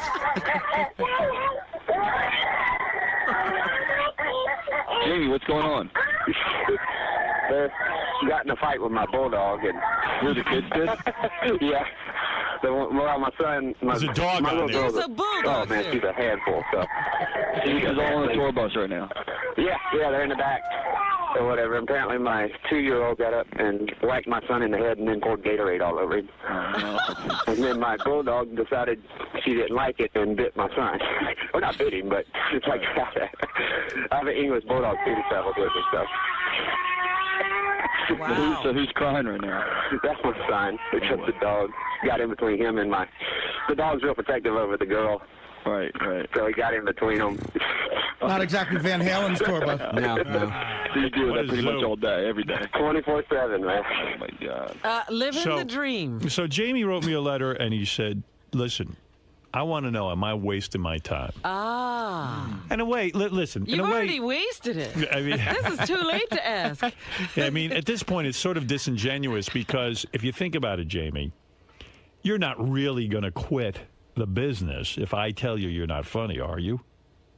No, not quit. I mean, I think I am past the point of no return. But, Right. Well, I have to. I mean, obviously, this is exactly what I did in life when I was 23. You know, I Yeah, had but you didn't have kids Right. and a house. Exactly, but so I can't get on for this. I support them. You got to chase a dream, but how far along are you though, Jamie? Like, how far? How many gigs have you done? Have you made any inroads? Do you have an agent who books you? Like, how far are you into the whole thing? Yeah, I've been doing for the last year. I've been headlining, doing 45 minutes, doing. Oh, really? Yeah. Oh, no yeah. kidding. That's Yeah. tough. That's pretty You've good. gotten somewhere. Yeah. Howard, ask him how much he makes for a headlining gig. How much do you make? Like $200-300 a gig. 200 $300. Two or three. You I've been do doing- 45 of those? Yeah, I'm not a mathematician, but that's $7,000 a year. I mean, you're making some good money there. But I mean, look. Last year I that's- was doing 20 to 25 gigs a week. So Right. wow. Shows. Right. So you're really honing your craft, is what you're saying. Yes. Yes. I see. And you want Howard to evaluate? I don't think mind. it would have been better before, like when you were an engineer. Yeah. Well, what do you have? Do you have a tape of your act? No, I'm gonna get up and do a couple minutes. He's going to do a few minutes for us right now. Oh, well, all right, great. That's pretty brave. That's very brave. That I mean, is look, incredible. if And you you can had do 45 minutes, that's great. And you had it depends on the quality of the 45 minutes. Well, I could do 45 minutes. Jeff but- the drunk can do 45 Right. minutes. But comedy club audiences, if the first 15 ain't good, you ain't gonna get through 45. Right. Now, are you going to be able to take honest opinions from myself, Rob and Artie, even Fred? Are you going to be able to? Yeah, that's not a problem. Not a problem. All No. right. Well, you How seem is your wife dealing with all this? Is she a happy woman? Well, considering she found out about everything 2 weeks before Christmas, she's great. She's been Wow. just supportive. Where are your kids and wife parked right now? I mean, honestly, where I had are a you? gig earlier this week in Stroudsburg, PA, up in the Poconos. So they're parked there. Yes, sir. You And I drove in. We pull up, the van behind us as well. So Right. So you pull in the van with the kids and the wife. Mm-hmm. They park it in Pennsylvania, and then how do you get here? We pull a van behind the tour bus. A van. Yeah, they're in the bus. He's got the van. It sounds like quite a lifestyle. It's it really insane, does. man. It does. So, Oh, you said they're very young. I'm like worried about these children. No, my son's 3 and my daughter's 2. and you had a tough upbringing, right? You grew up poor, right? Very. Yeah. You grew up where again? Southern Alabama. Southern Alabama. Yeah. And both parents were retarded? Well, my mom more so than my dad, but yeah. It sounds like they had a retarded son. No, wait. No, come on. Dude, Wait. I hope you have some This is material on serious. that. Oh, I do. I thought I was Einstein until I was like 15, man. Yeah. You probably I was thought so you- smart, I was like, what the fuck? What do you mean? Your parents were both legally retarded? My mom is, I guess, just slow adult. I don't know what you I know. think And- I saw a special about you. Your mom is a slow adult, and what's Yeah. with your dad? Same thing, just He's not a as slow bad. adult, too. Yeah. Where did they meet? In a slow adult program? They Yeah, one of those apartments. Actually, In a yeah, mailroom. yeah. Did they meet in the mailroom? No, Where'd they they meet? They met exactly what you said. I mean, they went to a special school and met Right. there. They were on that short bus. And they were There you probably told, look, don't have children. Yes, that's right. And Yeah. they had 3. 2 of them got the same condition they have, and one of us didn't. You were like the Lord of the Flies. I guess so. You Like, telling me you have 2 brothers? I have a brother and a sister. And both of them are slow adults? Yes. Holy cow, that had to be a very depressing And you upbringing. become an engineer. They look up to you like, wow. And you're the genius in the family, so you had to, support them? And In a lot of ways. Well, I left home at 16. I got emancipated. And I got accepted to a math and science academy in Texas. Went there to finish high school, then joined the Air Force. Can I ask you a serious imagine, can I- Howard? Can I ask you a serious question? Sure. Do you believe that slow adults should be allowed to have children? No. You don't? No. Because Even though you wouldn't be here. Not because of, in my case, a normal child can somehow, you learn to take care of yourself. But in my brother's case especially, he never got what he needed. Now he's serving a life sentence in prison. He's 18 months younger than me. For what? It's 3 times. It was a 3 strikes you're out policy, drug trafficking, all kinds of stuff. But And he just got involved. He always wanted to fit in, so he Right. was willing to do anything for anybody, and he got in trouble too many times in the state of Texas. So in other words, being a slow adult, he didn't have a parent that he could turn to and have the world explain to him. They still don't, they don't know how to deal with it. Help him or. Usually we're so tough on criminals, but I'm sad for him. I mean, when you tell me that, it's like, how could he not have gone wrong in life, Yeah. And for me, as weird as it might sound, like I'm kind of happy because I know he's somewhere and being Taken fed and care safe of, and all that kind of stuff. What's and, up with your sister? My sister does. She does okay. She is closer, I guess, to my dad's condition than my mom's. Yeah. So. So she's married. And, yeah, exactly. If she's halfway decent looking, she could get married. Some dude will support her, and she'll be okay. Exactly. For a boy to have 2 slow adult parents and be a slow adult and not have anything explained A to girl him. can survive that, is what you're saying? Yeah, she got by. You must really be fucked up in the head, huh? Yeah, I guess so. Yeah. That's a good I recipe guess for some comedy. pretty crazy things happened when you were a kid. Were you embarrassed? Yeah, it was insane. Were you embarrassed by your parents when you Very, were a kid? very. It took sure. me. I was probably 30 years old before I was even able to acknowledge. When I left home, I left. Right. I mean, I got emancipated and just left. I went off, finished high school, got myself through college, went in the Air Force, became an officer. Oh shit! Yeah. It was almost like being raised by wolves, I would imagine. Yeah. Hey, Howard, What is your- Robin, what a is- very sensitive outlook on it. And so, what is your IQ? Do you have a high IQ? Actually, I got tested. It was like 131. Wow, that's very high. Yeah, that's so- bordering on brilliant. It was above average, I guess. But in my house, it was Einstein. I literally thought I was, And did your parents ever say to you, "Listen, you're the smart one here. It's up to you"? They came to me for everything. Like what? Like what? did you- Anything. Like whether it be Money? managing the bills or the budget or how do we You do had this. to do or the how- shopping. You had to do everything. or help. Yes, Dad. help. Now you exhale. Now you inhale. So you became a parent in a sense to your parents. In a sense, that's the reason I got out of there as quick. Yeah. I just couldn't. The burden became a lot. You were lucky they knew what to do with a baby. Yeah, well, my grandparents played a huge part. They were You there. still don't know how to use the toilet. Did you? So this is a tough upbringing. I mean, man, I feel bad now. How am I going to tell Don't you feel you bad. suck I was if you very suck? fortunate. I'm just, this is just the stuff that kind You of know, shaped well, if me, they I guess. say comedy comes from pain, you must be hysterical. Well, if Richard Pryor sat here when he was 19 and told you his... We'd have been sorry for him, Yeah. too. Do you his do life material story. about your retarded parents? Yes, I do. You do. What do you say? I mean, can I ask? I just talk about what it was like being raised by them. I mean, how confusing it got at times, or Are we going to hear some of that today? Actually, I'm going to do something about my brother. The bit I had involved him a little bit. Oh, that's good, I was going to do some stuff about that. Hey, Howard, I wondered, like, when you were a kid, did you ever come home and find anything, like, really weird going on? Like, I don't know, like there was a fire in the house or your parents left the gas on? Like, it must have been a huge burden for you. No, not that intense. I mean, like, I would come home to, obviously, like, electricity had been cut off because bills hadn't been paid, or, that kind of thing. Like, my dad never could see past, like, the next day. He had a little bit of money and got him through today. Would you be like a junior high school and then you come home and the electricity was off and you'd be the guy that would call the electric company? And try to get someone out there, or get it resolved, or go bum the money from neighbors, or whatever. You know what's I need weird to do. about it is like what you're saying is, because you're a child of this, that slow adults should be sterilized. Sterilized. Absolutely, because they can't take care of a child. And like many people in Alabama, do you feel the same way about Jews and blacks? No, I actually grew up in it was a majority black neighborhood. I believe that.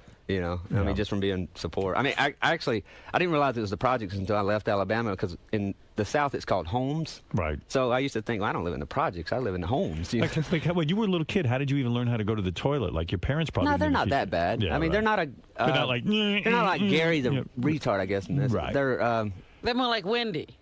Yeah, and, the retard, and maybe Andrea without the looks. They just didn't know how to. I hear and you. my mom. Wow, Andrea without the looks.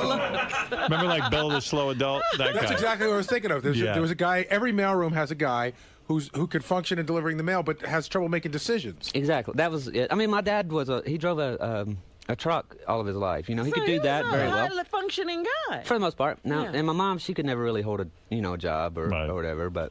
It Tough life. was intense. Nah, it really wasn't. I mean, as crazy as that might sound, Let me ask you something though. Did they really love each other? I don't know. I don't know if they did or didn't. Did you ever visit him or anything? I haven't. I seen my dad recently for a brief moment. Did he recognize you? Yeah. See, when you say it wasn't a tough life, your actions indicate something different. You haven't even visited them. Yeah. In how many years? No, I have a lot of anger. Now that's a whole different thing. Okay. But as far I mean, the things I've been able to accomplish and go on and do on my own, and my kids, my wife now, the family I'm married into. Let me ask you I feel something, very though. blessed. Were you and scared your kids would turn out slow? very Yeah. terrified? Yeah. Terrified. And they're all right. They're I mean, unbelievably smart, actually. They're all Great. midgets. They're all midgets. Well, you want to do a little of your stand-up? I'm anxious to hear it. Sure. And I think I'm probably just going to tell you it's really Let good me ask no you matter one what. more thing. No. I think Yeah. that maybe he wasn't able to handle all that success. He had to mess up his life. Yeah, maybe. Because he's so used to dealing with messes. I don't know, man. That's he's kind of dealing with a mess right now. Oh, boy, did he make a mess. Gary in Boca Raton, Florida. You're on the air. Gary in Boca Raton. Go ahead. Hey now. Hey now. How you doing, Howard? What's up? Hey, let me ask you a question. Does this guy, Jamie, is his parents retarded, or maybe his grandparents? I mean, not his No, parents, his but parents are retarded. Where have you been? He meant the grandparents. I mean, his grandparents. Oh, Are they grandparents. retarded too? Were your grandparents slow? Do you know that? No, they were fine, I guess. They were all right. So he's the only one in the entire family that's retarded? Yes. He's So he's this normal. guy can just stand on 45 minutes alone with this comedy. Well, all right. Let's go and give Jamie a shot. This is Jamie I really hope he's Thomas, and I say you're funny anyway. funny. I really hope he's funny. I hope he's killer funny. But this is a tough way to do stand-up. I would feel weird. No, I wouldn't feel confident doing it at this point. But that's how funny he's got to be. Should we bring in more people, or is this like? Do you want a bigger audience? I think that'd be good. This is fine. Yeah. Okay. He's probably used to this number. See, he's a real pro, Artie. Not, you're a little bit of a baby. I got to tell you, yeah, I'd be intimidated by this. This guy gets right up. He doesn't care how many people are in the room. You probably played rooms as small as this. Smaller. That's right. All right. Go ahead, Jamie. I'm turning Jamie Thomas, everybody. You decide. Should Jamie stay in stand-up comedy or not? All right. Go ahead. Well, like I said, I got a big, huge family in southern Alabama, and we used to get together every holiday for meals, stuff like that. And my grandmother used to cook Christmas dinner. She'd cook night and day, and we'd all show up, me, all my cousins, and all that kind of good stuff. And, she'd get a little tired. Now, my grandmother was this big, huge 350-pound lady, nice Southern belle, and she would never fart in front of anybody. But after she'd get through cooking dinner, she'd always have to slip and go take a nap now. Now, when my grandmother would go to sleep, the funny thing about her was she would snore. I mean, so bad that it would actually just shake the house. And my cousins and I, we'd sneak back into her bedroom because once she started snoring, we knew it was coming and everything. Now, when my grandmother farted, it sounded like a motorboat just in water. I mean, just water. I mean, it was like, woo. And we used to dare each other to go stick our heads under the cover and see what it was like. and everything. So one year we're back there. You know, we keep taking turns going in to see how long you can keep your head under the cover, and she'd fart all over you and stuff. So my brother comes back there, who's retarded, and my brother, he always wanted to please. Now all we did was just stick our head under the covers, but of course we tell my brother you got to get your face as close to her ass as you can. Now, I don't know if you've ever seen a 350-pound lady fart in a retarded boy's face, then wake up to have that retarded boy stuck between her legs, but it is the craziest shit you will ever see in your life. Right. Now, my grandmother wakes up one time and here my retarded brother is literally stuck between her legs because she's a big lady, and she's just yelling because she doesn't know what's going on, and every time she yells, a fart would come out and just blast her in the face. That's it? Well, Will said just do a minute or two. So all right, okay. I mean, I can do other stuff, I guess. What the hell happened? One story? One story. That's all you gave Jamie? Go ahead, Gary. What is this? Can you do another minute or so? Yeah. All right, go ahead. All right. I was rolling with you, but then it got cut off, kind of. Felt like it died in the middle, right? I could have went. I was just trying to keep it slow. All right. Yeah, Rob, what do you think so far? Well, I think, this is part of his stand-up act and probably works better in a nightclub. This wasn't the right sort of It's also not how you start momentum. It's not how you start an act. Like, he wouldn't come out and start with that. Like, No. Give us your first 2 minutes. Can I say one thing? Go ahead. Just, like, that's a funny story and stuff, but in a club, do you have any bits that have more, like, definite set-up punchline type And that stuff? people can relate to. That's a funny story, and it's great to tell stories, but do you have any stuff that's, like, set up punchline, more like a you got a traditional stand-up? Yeah, you got to warm make a up quicker the hit. audience. Hey, by the way, I was just trying to jump into something. You also said you're a computer guy. Can you fix our computers? And if this doesn't work out? If this doesn't work out, maybe I'll go back to it. I just nervous. Give us another minute or so. Go ahead. If you got anything. How do you start? Yeah, how do you start? How do you start your act normally? Right. Well, just a bit like last night I came out and said, all right, it's that time of year again where the president, it's time to vote for the next president and everything. And I was in the military for 6 years serving under Clinton.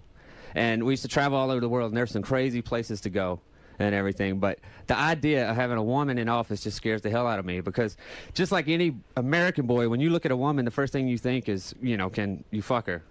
And everything. So I know overseas and in Korea and Saudi Arabia, these men treat women like nothing you've ever seen. So I know when Hillary Clinton's going to be standing in there, first thing they're going to be thinking about is, her sucking on Bill's balls and the hairy balls and down on her knees and all kinds of shit. I mean, how the hell are they going to take anything she says seriously? Because when I look at her, I remember the Hillary back in the early 90s, before we knew she was a lesbian and shit. And I mean, I hope you have good entertainment attorneys as well.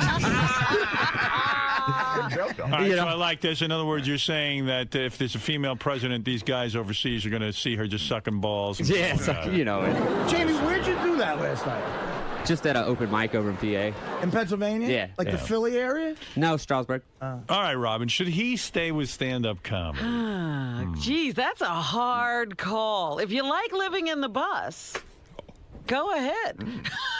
How long have you been doing it? Off and on. I started in the Air Force Tops and Blues talent show.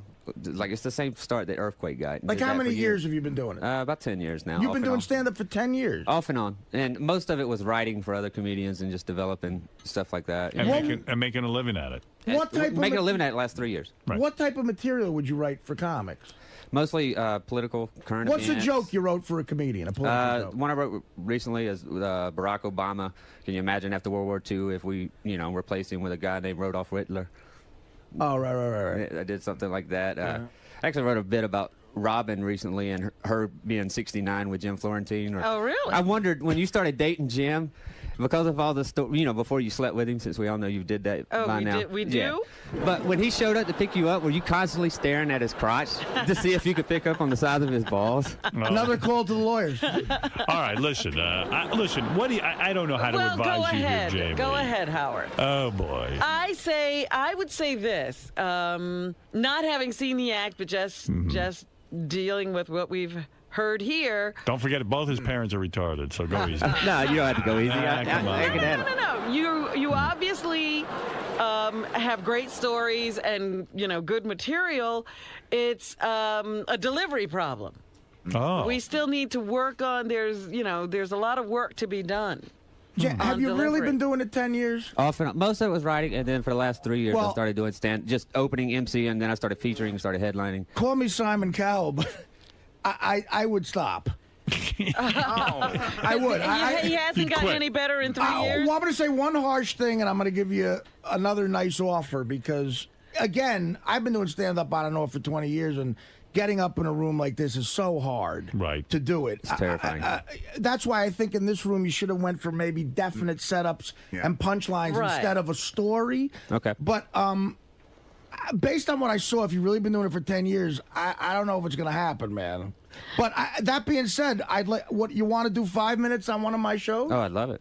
All right, well, there you go. Yeah, you know, we're going to leave it at that. Artie, That's where you're really. Well, I've been doing. Gonna say anything? Huh? I agree with Artie. Unfortunately, I do. You think you should just get out of it altogether? I'd get it right out of it. Yeah. I mean, based on 10 years, I'll tell you what. No. I've only been doing stand-up like as an act the last 14 months. That was what I did behind my wife's back. The rest of I did sketch comedy. 14 months, Artie. Oh wait, well that's that's a little different. That is way different. Yeah, I did sketch comedy and like more part of a trio before that. Can you? And if this is an offensive question, stop me. Can you rejoin the Air Force? I mean, it seems like you were doing very well. I mean, if you've only and been then doing you it could go to an open mic night every once in a while. You know what you have? You know the problem is, it's like you're not prepared. It seems like you're not prepared because you know what you do? You do a lot of and stuff and stuff. You know, that's a nervous we have thing. to add a lot to the story. I think I'm supposed to know the and stuff. Like there's bits, you know, I've been doing and every other hack comic been doing that. It's so second nature. I could do some in a coma, and you know where to hit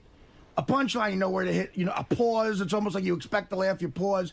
And it doesn't seem like you have anything that prepared yet. No, honestly, I didn't know what I was going to do, so I walked in the door and got a feel for what you guys were interested in as far as my life. No, I mean, I had a bunch of stuff, you know, well, that can I was tell you something? considering. Look, you've been doing it 14 months is what you're really saying. And I have to tell you something. After 14 months in radio, I was really shitty. Yeah, that's more encouraging, 14 months. Here's why I'm going to encourage you. I'm going to tell you this. After 14 months in radio, I was worse than when I started.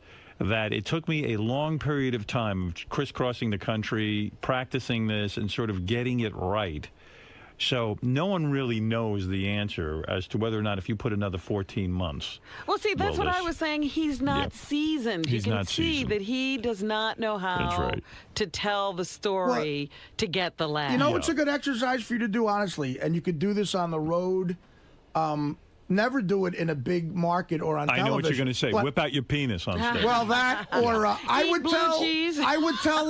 would tell old jokes. Yeah. I would get on stage and tell old jokes to get your presence down. Yeah. And then go into your material. Like I would literally tell, you know, like what Jackie Martling used to do. You get up and you tell an old joke from a joke book. Used to. Come up with a persona. I'm sorry. And then Jackie's still doing it. And rewrite those jokes. He's still practicing. Well, what about what Bob Levy does? He eats blue cheese out of a chick's ass. Would you ever consider doing that? How about grits out of somebody's ass? I'm saying, like, you know what? You go on stage somewhere where you know it's not going to leave the room and do like a Seinfeld bit or something. Would you ever wear a clown outfit? No, all right. You know, I mean, do an established thing with punchlines, almost like an actor would Who are do. comedians you admire? Eddie Murphy, Richard Pryor. Yeah, but you know something. Williams. But you don't have that. You know, I've never worked in front of white people before. You got that look more like a Jeff Foxworthy or a Larry the Cable Guy kind of thing, and you really should exploit that. I mean, I'll say one thing: you don't have the material yet, but you've got an interesting look. And you've got a nice stage presence. I think, you know, Artie's right. You've got the same interesting look Fred has. I'm seriously. It's like there's a look to him. If he came on stage, you'd be paying attention to this. Well, Fred makes a good point that says, like, Jeff Foxworthy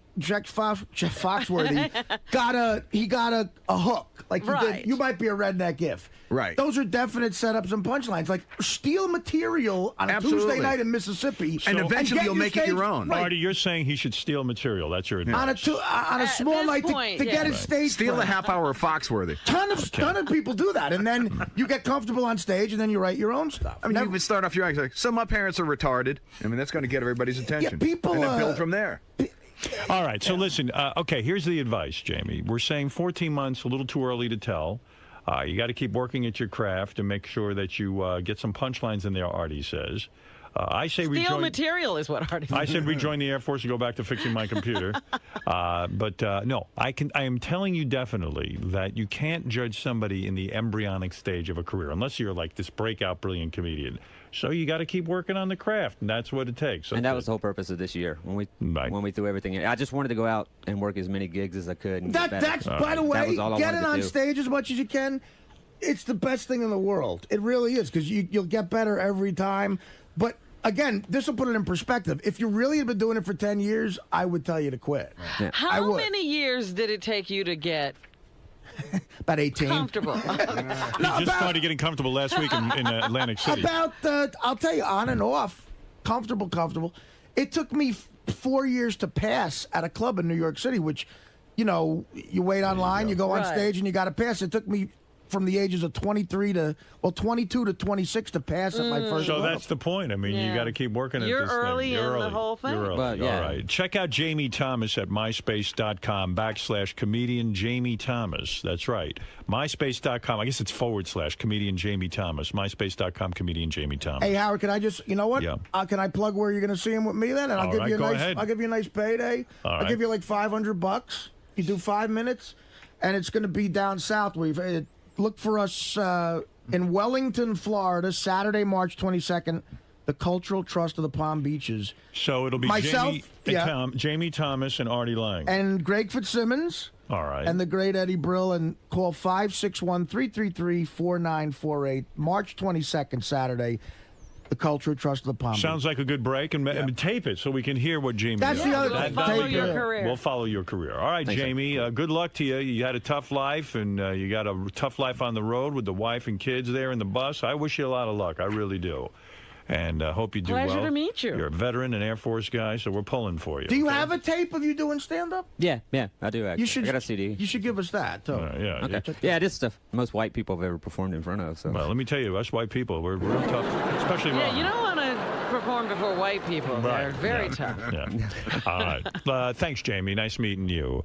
And there he is, Jamie Thomas, Robin, who is trying to be a comedian. Yeah. He's trying. All right, you're doing all right, man. You're gonna. Yeah, that's hard to get up there and do what you just did. You just did a good job. Bob, go ahead. You're on the air. Hey, first-time caller, long-time listener. He needed a hook. That hook should be, your parents might be retarded if, kind of like a Foxworthy thing. What do you think? All right, well, there you go. Yeah, well, I mean, that's too close. But as an exercise, yeah, definitely, to get better on stage. Sure. All right, I like that guy. And, give a shout-out to whatever his name is. Jamie Thomas. No, not Jamie. Jeff Foxworthy. Well, that ain't going to work on the Tonight Show.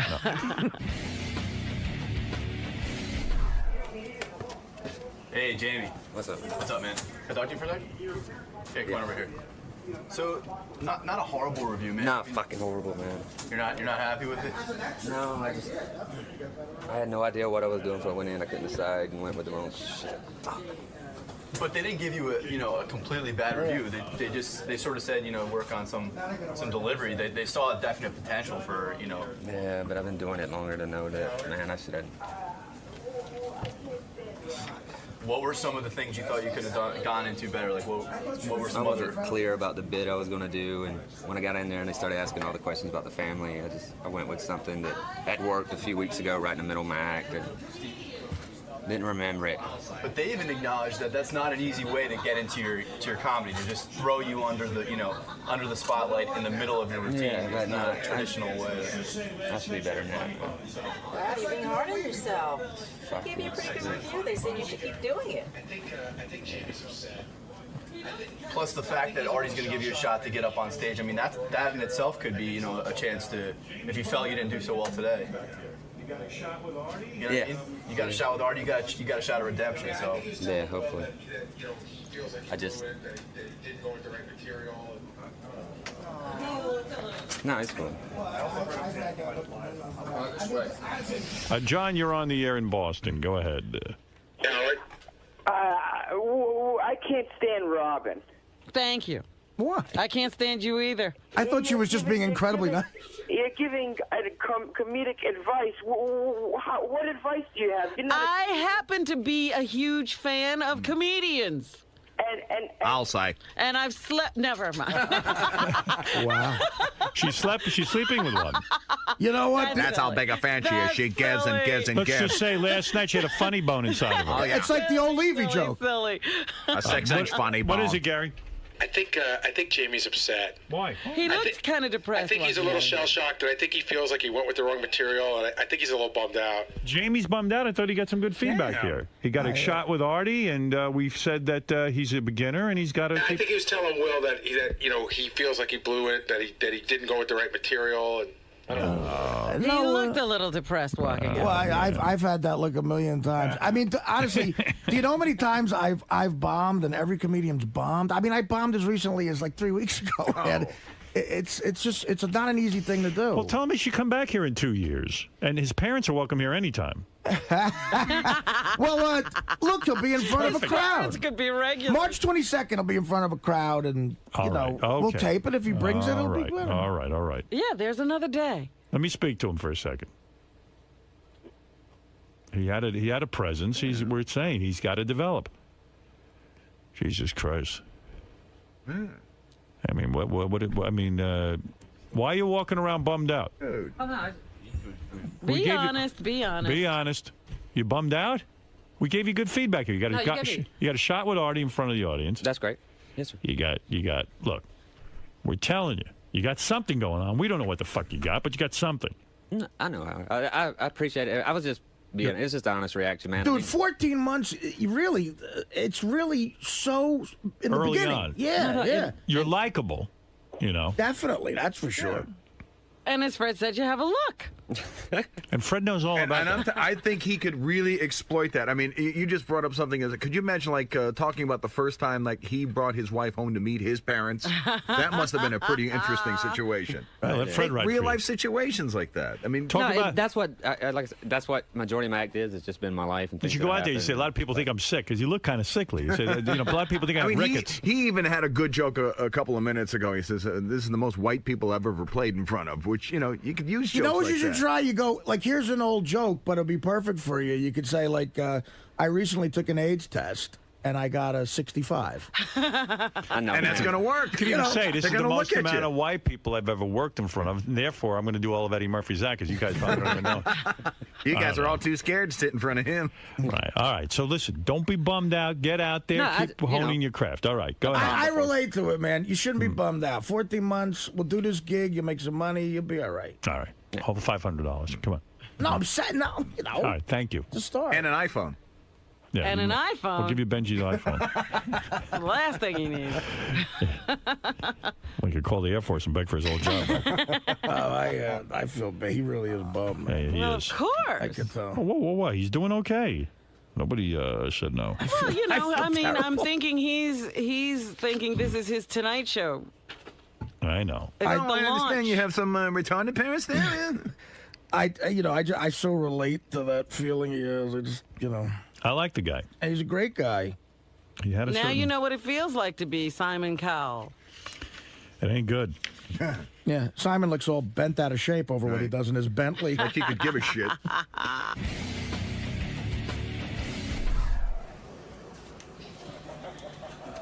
So, Jim, you take that, that second piece of advice from Howard. Does that sort of resonate with you now that you've had another shot to go in there and you sort of? Man. I mean, You take it seriously, so I know obviously you want to do as best as you can, but that wasn't the worst review in the world. You know what I mean? It's not like. Nah, fuck. You could have done better. I didn't want to go in there and seem rehearsed, so I didn't want to do anything. I don't typically write out my, what I'm going to do for the most part. And I didn't want to come across as rehearsed and contrived. So you tried to sort of parlay the stories about your family and. I tried to just go in there and take the kind of get a gauge of the room, go with what they found interesting, and then do something about it. I should have just done something that I've did 100 times before on stage, But you tried to sort of improv and get into something about your family and story about your family. And it just didn't work out for me. But they said you have a good presence, you have good stories, it's just a matter of delivery, and coupled with the fact that you just jumped right into it, in a way that you're not used to. I mean, that's just tough. I mean. Yeah, I honestly thought I had 90 seconds to and that was all I was going to get. So fuck. you know. Yeah, man. You know, I mean, you're beating yourself up. You're gonna get a shot to go on stage at an arty show. Yeah. Actually get a good opening, slot and get some notoriety. So I mean, definitely got something to go on from here. So. Yeah. All right, man. Well, good luck, James. Thanks. Uh-oh. He's right here. He's in there. Hey, Jamie. How you feeling, man? You all right? Yeah. Dude, believe me. Why did you say 10 years and then why just? I was just saying total for sketch comedy. Right. Well, sketch comedy is insanely different than. It was a traveling sketch comedy. Yeah. But I don't know. I just said on the air. I was doing it about as long as you did, and I took. I was way worse.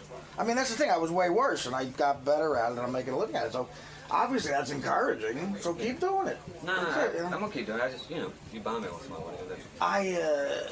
I know these people. I'm comfortable. I've had this job for 7 years, and I, as an established comedian, I could not get up in a room like that on a radio. It's very, very difficult what you just did. It's harder than in a club with a crowd. So, we'll do the gig together, and I know I'm relating to what you're going through, but you're being way too hard because that's not a very it's not a great situation there. That's a tough room. I bomb in that room every day, and you far from bombed. It was fine. You got No, I bombed. Yeah, but there's no. How could you kill in that room? I didn't expect to. I just wish I'd have. You know what? You did the right thing in reaching out to us, and it's publicity. You got on the air, and really, do me a favor. This is March 20th, so you got a month. Really prepare like a solid 5 minutes. Go to clubs, get something really tight for this show, and that'll be a huge opportunity because it'll be on tape, and I'll relay what happened, and if that's a big way to get some notoriety and some gigs. Yeah. You work 7 nights a week? Yeah, I've been working 7 days. Yeah, well, that's great, man. 29 shows last week alone. Man. Really? Yeah. Where? Along Hershey, the south? PA. So you just drive town to town with the buzzing? Go past at the club and get booked. Well, dude, that kind of work ethic is unbelievable. Something's got to happen. Something's got to happen. I went with something I did before, Well, second guessing material, that's something I've done a million times too. It just, it was a story you were telling, and it needs more like a boom punchline, Yeah, I didn't want to sound rehearsed, Right. Well, just just don't bum out about it, and I'll see you March 22nd, man. Thanks, man. Be good and live for another day here. It's a shitty business, anyway. It's a shitty business. Bunch of assholes. Good luck with everything, Jack. All right?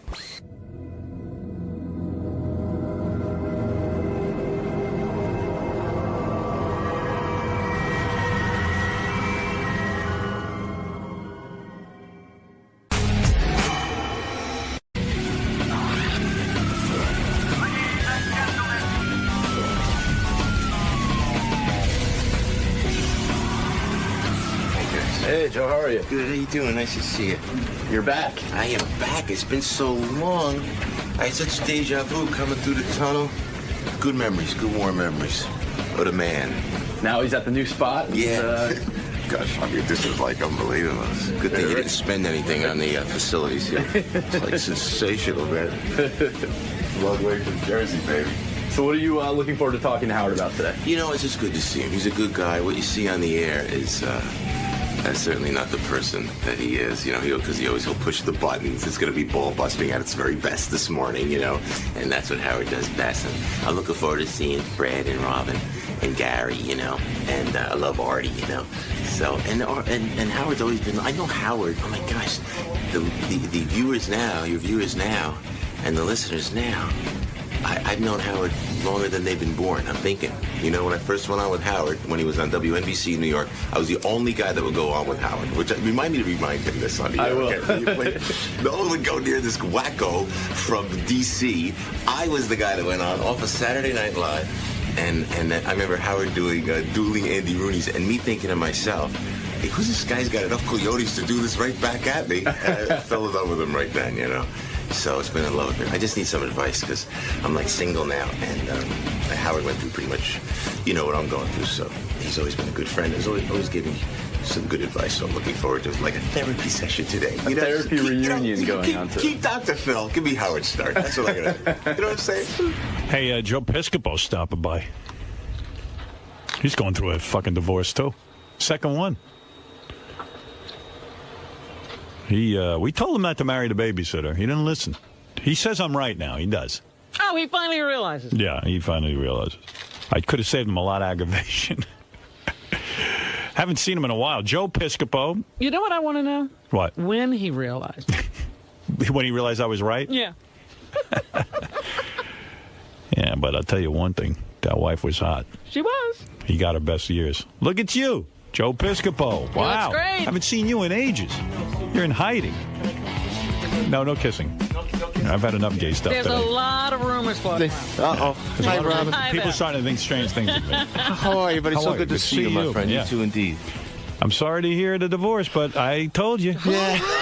You did not. You did not. I could have saved you a lot of money. You told me to marry her. That's what you said. Really? And you know what? And we have beautiful children, and everything's great. But I said everything's great now. I tell you, I'm okay now, but last week I was in rough shape. Rough shape, I'll tell you. I said, man, you got to give me advice, Howard. I'm out there all alone now, you know. So it's like, yeah, usually think about it, Howard, Did you date Robin, yet? where's Fred? Fred, I see Artie over there. Fred's I say, behind you. Hi, Fred.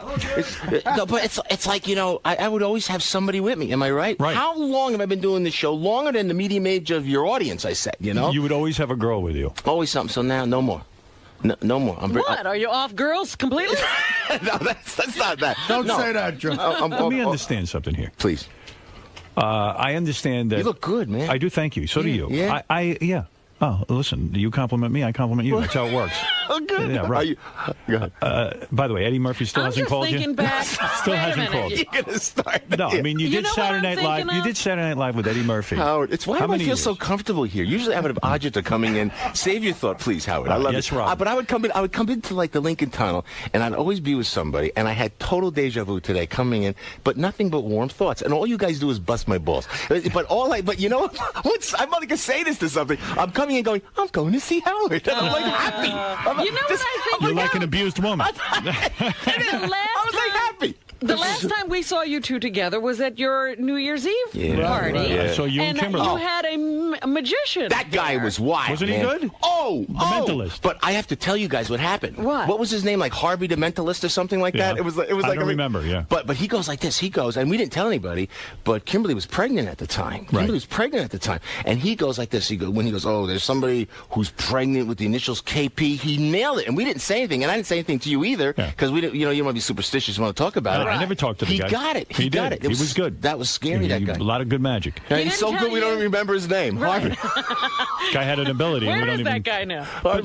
let me talk to you about it. Okay. All right. You married one of the most beautiful women I ever saw. You sang songs for her. You wrote songs. Where for are my her. residuals? I just said all the time. Look at Howard's looking. Here's your song. Howard.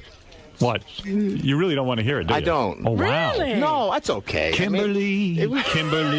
They say it's so wrong, but it's got to be right. You don't play this anymore. Now I'm all alone walking down the street in the night. I said, when did you know things were going bad? Well, we can't talk about it. I have my lawyer like in here. I know because today I think is the day you get your official divorce. I don't know, something like that. It's like you got wiped out in your first divorce. I remember you paid a lot of money. No, actually, Howard, you know what? I think we could talk about it. And love, by the way, that woman, the mother. Yeah, you wish you stayed married to her. You know what? Do you? I want to say no. He doesn't wish that. Well, you got to tell me. There is an adage, and people say you should never leave your first wife. I mean, Joey's mom is a classy, wonderful lady with a lot of character, and I love her dearly. To this day, great. And we see you each still other. Get along? Yeah, and we see her. We go see Joey. Joey, my son, is here today. He's like a big off-Broadway actor now. He's a great talent. So she comes over and we hang out, and it's really great. But you know what? It's something that happens in life. Thank God it happened when I wasn't like 75. You know what I mean? But are you talking to Kimberly now? We went to the movies. We saw Shrek just the other day with the 2 kids. We have 3 of the most beautiful children in the world. So it's amicable. Yeah, and you know what? So what went wrong? I mean, what happened? Was the sex bad? Was I can't talk about it. But I can't talk about it. But whose fault was it? You know what? Joe's. What do you is Howard? Isn't it true that you always were a coxman and a ladies' man? Oh, really? And I mean, was I? Yeah, I mean, and you know, it must have been weird. Did Kimberly's father go nuts because he was the guy? He was against you marrying her. She was your babysitter. Part of the evil forces. I mean, he was the evil forces you sang about in the song. So now, see, I don't like. I said to Howard TV, I said I don't need Dr. Phil because I got Howard this morning. Are you going to be okay financially? Yeah, you know what? I can't talk about anything. Oh, I can't. I'm not supposed to talk about anything. My lawyer said don't talk about anything. All right, let me ask you this. Well, you know what? Joe changed the law with his first marriage because he was the first guy. I did, but I got every professional athlete really pissed at me. Oh, please. Yes. Professional athlete? How many times do you think in my divorce they brought up the name Joe Piscopo? Did they really? Oh, fuck yeah. Future earnings. You see? They said you ruined it for every man out there. It was Celebrity Goodwill, something like that. That's Celebrity. right. Sorry. Can I ask you a question? Yes, dear. So you went through tremendous adversity. You married your son Joe's babysitter. Yeah. Now, can I clarify? Can you say the thought and I'll clarify? Okay. Because it's a good story. Yes. And I don't think I'll get in trouble. And I know Eric, my lawyer, will come in here screaming. No, he won't. No. Okay. So what happened was where I was dating somebody else. Who happened to be, you know David Hasselhoff's wife, who's going through the divorce now. So you know that because I think she was on the show here. You were dating her? Yeah, for 2 years, man. You could have been divorcing her now. You could have been in a video. It's Robin, she's such a pain in the ass. But you know what? But wait a second. But David's a friend. So listen. So anyway, I was with her, and it was we were very serious. So Kimberly was there, indeed, babysat for Joey, but.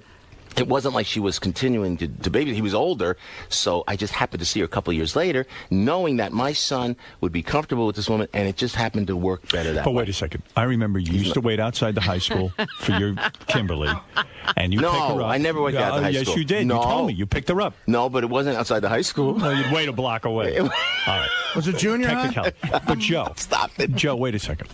So, and then, of course, her father was furious. You were an older man. You're right. That's understandable. Understandable. Yeah. Okay. You wish you'd listen to the now father. He understands everything. Yeah, right. So, what I want to say. What I want to say on the Howard Stern show. Did your father-in-law finally get a hold of you and say, "You motherfucker, I knew this wasn't going to work"? No, we became best friends. You did? Yeah, and to this day, it's amicable and nice, and everything is he great. He understands too. Yeah, it was. I tell you guys, it's It's really, okay. Yeah. So, but how long did you wait? Now I know you like the ladies. How long did you wait to go out and get laid after you and Kimberly decided to call it quits? Now that's a great question. All right, you bastard. That's a great question. That's right. How long did you wait, and who did you fuck? Oh my God! Take it in any order you want. Well, I can't. I didn't. I'm still a post-marriage virgin. And liar. I happen to know. Didn't you bang some blonde already? Jesus, you know what? What are you talking about? No, come on. No, you've had sex. I can't talk about yes, that. You but can. No, because they'll say you're doing adultery and they'll come back. I mean, you're not doing adultery. I don't. You guys are you're separated, right? We are. Yes. You're allowed to have sex once you're separated. Is that true? Is that the law? Absolutely, the law. Counselor. No, it really is. Counselor.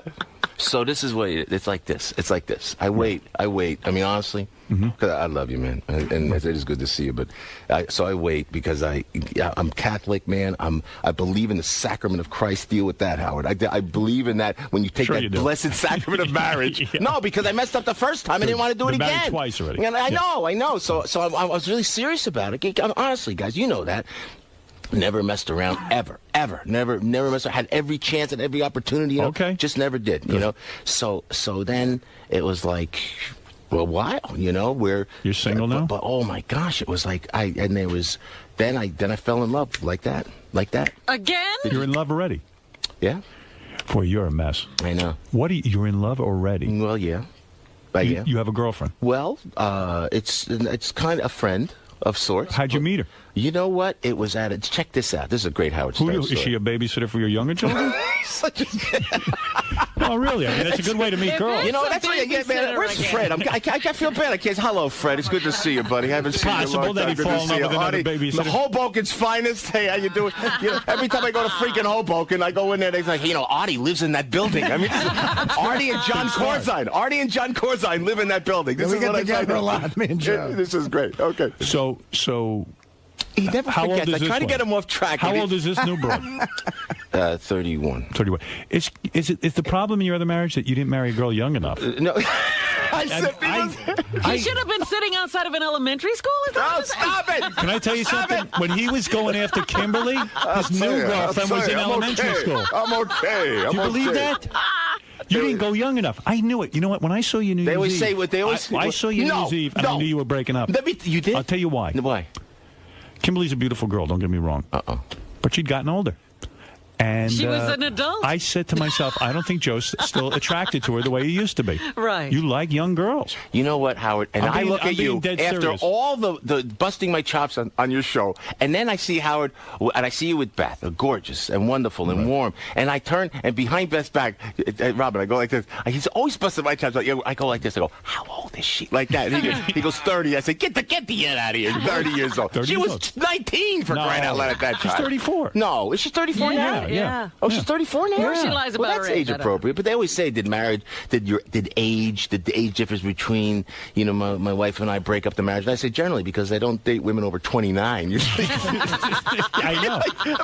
But am I right in a way, in a sense that you were very attracted to a young woman? You married a woman who hadn't grown up yet, hadn't developed into the woman she would be. No, that was. And you probably didn't like who she turned out. No. She's the mother of my children, and nothing. I will treat always with the greatest respect. And you know, she loves you, and she's doing great. Right. And She's a beautiful woman. Oh yeah, and I wish her only the best. And it's going to be great. Does she have a boyfriend? It's going to be yes. She does. Yeah. And you have a girlfriend already. Well, no, I'm not. How was it banging women? How many women did you bang between now? How long before? And the new girlfriend. How many did you get? You hooked up, and how many? So let me tell you what happened. So I wait and I wait, right? And I wait because I really say, I wait, and you think maybe. How long is wait and wait and wait? Well, 3 weeks? Be honest. No. How long did you wait? Probably the next day. Did you ever mess around? Did you ever mess around, Allison? Oh, cheat on Allison? Yeah. Absolutely not. Yeah, you never did, right? Never. Yeah. No, that's not me. And everything's okay now with her. Yeah, well, I mean, look, we're not married anymore. There are feelings, but we are friendly and we speak to one another. But you don't talk advice. Don't you love to? This supposed to be advice. We talk about the kids all the time. Yeah, well, that you always will. And look, I love the sacrament and Catholic Church and all that, but I had to get laid. You had to get out of there. Yeah, I had to get my ass laid. I love it all. I do. I love it all. What? Let me understand something. So, how many weeks do you wait before you get some really good pussy? Oh, Howard, why don't you just put it a little more bluntly than that? Oh, my gracious. Come on, I'm being gross. Welcome to Satellite. I know. It's good they didn't spend any money on the studio either. Oh, my God. Before you start dating, honestly, how long did you wait? Well, you know, it had to be, it was a while. It was like months and months. And even now, and even to this day, I'm holding myself out until... months and months? Really? You're not honestly? I was told not to say... Where are you living? Where's the bachelor pad? I waited 11 minutes. Where's the... Did you? I know. Did you? Oh, yeah, He banged on his lawyer's desk. I've been married a long time. But tell me this. I'm not going to be alone. Because you know what was so good? What was good that you did? You everything was pretty much cleaned up when you went in, right? When you finished up, everything was cleaned up, and that was very, very smart. But was there a point where you said, "Okay, baby, that's it"? You hugged, you kissed, and then you had some broad in the closet. Is that what you did? No. It was very complicated that way. I mean, can you tell me? Can you help me? I'm looking for help. Howard, I know you're 20. I've never asked this question. Was there an official point at which you are out of the marriage, but the marriage was not over, and you were banging other women? No, when we were separated. Now he sounds like me stuttering. That you'd announced a separation. Yes. As soon as that announcement was made. 11 minutes later, I called someone. Did you really? That's that right. you had your eye on.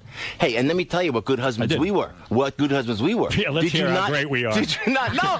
Yeah, let's make up some lies. Because no one else. Yeah. Listen. I sat in my basement for 20 years. Okay, go ahead. Yeah, how great were you? No, because didn't you clock? There were girls that you stop with the sound effects, please. Didn't you clock like women that you met? You said, well, that would be like the one that I remember. I saw her, you know, but I was married and I was with children, and there was no way I was going there. But in your mind, you're going, Oh man, that is like, I mean, just was one was. It's the curse of having a penis. Whatever it is, Right. you know. I thought it was being Italian, but I don't know. Were you at the point like where you were just jacking off all the time? No, stop. No, come on, be honest. No. You never jerk off. No, never. I don't have sex. I'm abstinent. I believe in it. Come on. I You believe don't jerk in it. off? Stop with the sound effects. Listen, you're not going to be governor of New Jersey. You can tell people you jerk off. Yeah, he was going to be a politician for a while. No, honey, you ain't going to be no governor of New Jersey. That might get me elected. Are you kidding me? You're not with your past. Are you kidding me? You can't date the babysitter and become governor. But you have to understand. I know. But What were you thinking? No, you have to understand that it's always the children first. I know you feel the same way. I do. So to answer your question, this was so funny because it was in Atlantic City, and then this. I mean, magnificent, and I guess I could be frank on this show, but magnificent. I mean, woman what she's doing with freaking me is that. But she's that. You know what? I had to pick up my daughter that day. Go ahead. I walked. And I was not with her. I said, she goes, and she came on to me, and I could have done it. Like you said, I was separated, so legally we could have done it. Strong. You know what I did? I said, look, I had to pick up my daughter, and that is the precedent. There's just no contest. You are some father. No, you're the same way. You're a good man. You're the same way, man. Yeah, absolutely. I would pick up my daughter and then bang into some girl afterwards. I was just thinking of you on that plane coming back from California, hitting on the reporter while your kids were sitting there. She was hitting on me. I did nothing. She sat down next to me. I told the kids to scram. But the kids were on the kids were right there. No, you can't. Matter of fact, I won't bring any girls around now. The children now. It's not right. It's too early. It's too early. How old are your kids? The little ones. 8, 4, and 2 at my age. But Howard, why do you have a 2-year-old? What are you doing? Well, that was gorgeous. Yeah, not that long ago. Brian, you're on the air. No, and I love What's up, guys? I just Joe, I ran into you about a week ago at that Anheuser-Busch party in Philly. Yeah, that was great, man. How you doing? Good. Howard, he was with a hot blonde. They were canoodling like two. Canoodling. Did we look in love? Let me ask you that. Did you see the look of love in her eyes? That's what I should ask. You definitely should. Joe still looks good. There's no question. He's in shape. You know, he's about what are you, about 5'4", Joe? Yeah. Is the girl tall? Is that what you're I might have saying? been the only guy that recognized him in the whole place. So you see how far his career has gone down. Why are you who's this guy now? This is Brian. Who's doing Brian? material. I don't know. I picked up the phone. I'm a 20-year fan. Yeah. All right. You know what? No, I'm 6'1". Thanks. He's but a tall man. Howard, you're on the air. This is Howard. Hey now. A big fan of Joe, really am. Love them all the way from Saturday Night Live. 2 questions, 2 quick ones. Joe, are you coming back to comedy? Are you going to be doing anything?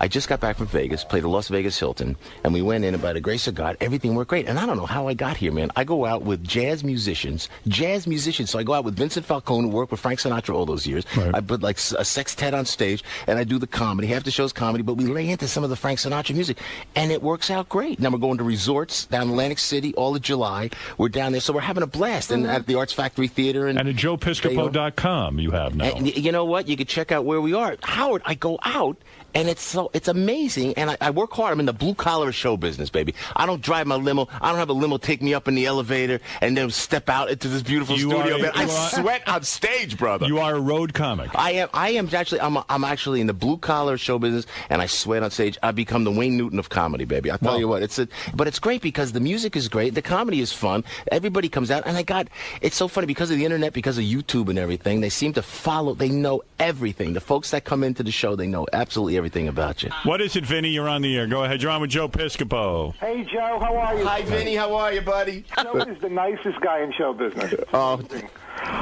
Joe, can we talk about your current living arrangements, which I think is fantastic and shows you what a great dad you are? What is your current living arrangement? That's what I was trying to get What is at. that? Well, Joe, I just want to make sure he's okay with it. I want to check with him the way you check with Artie.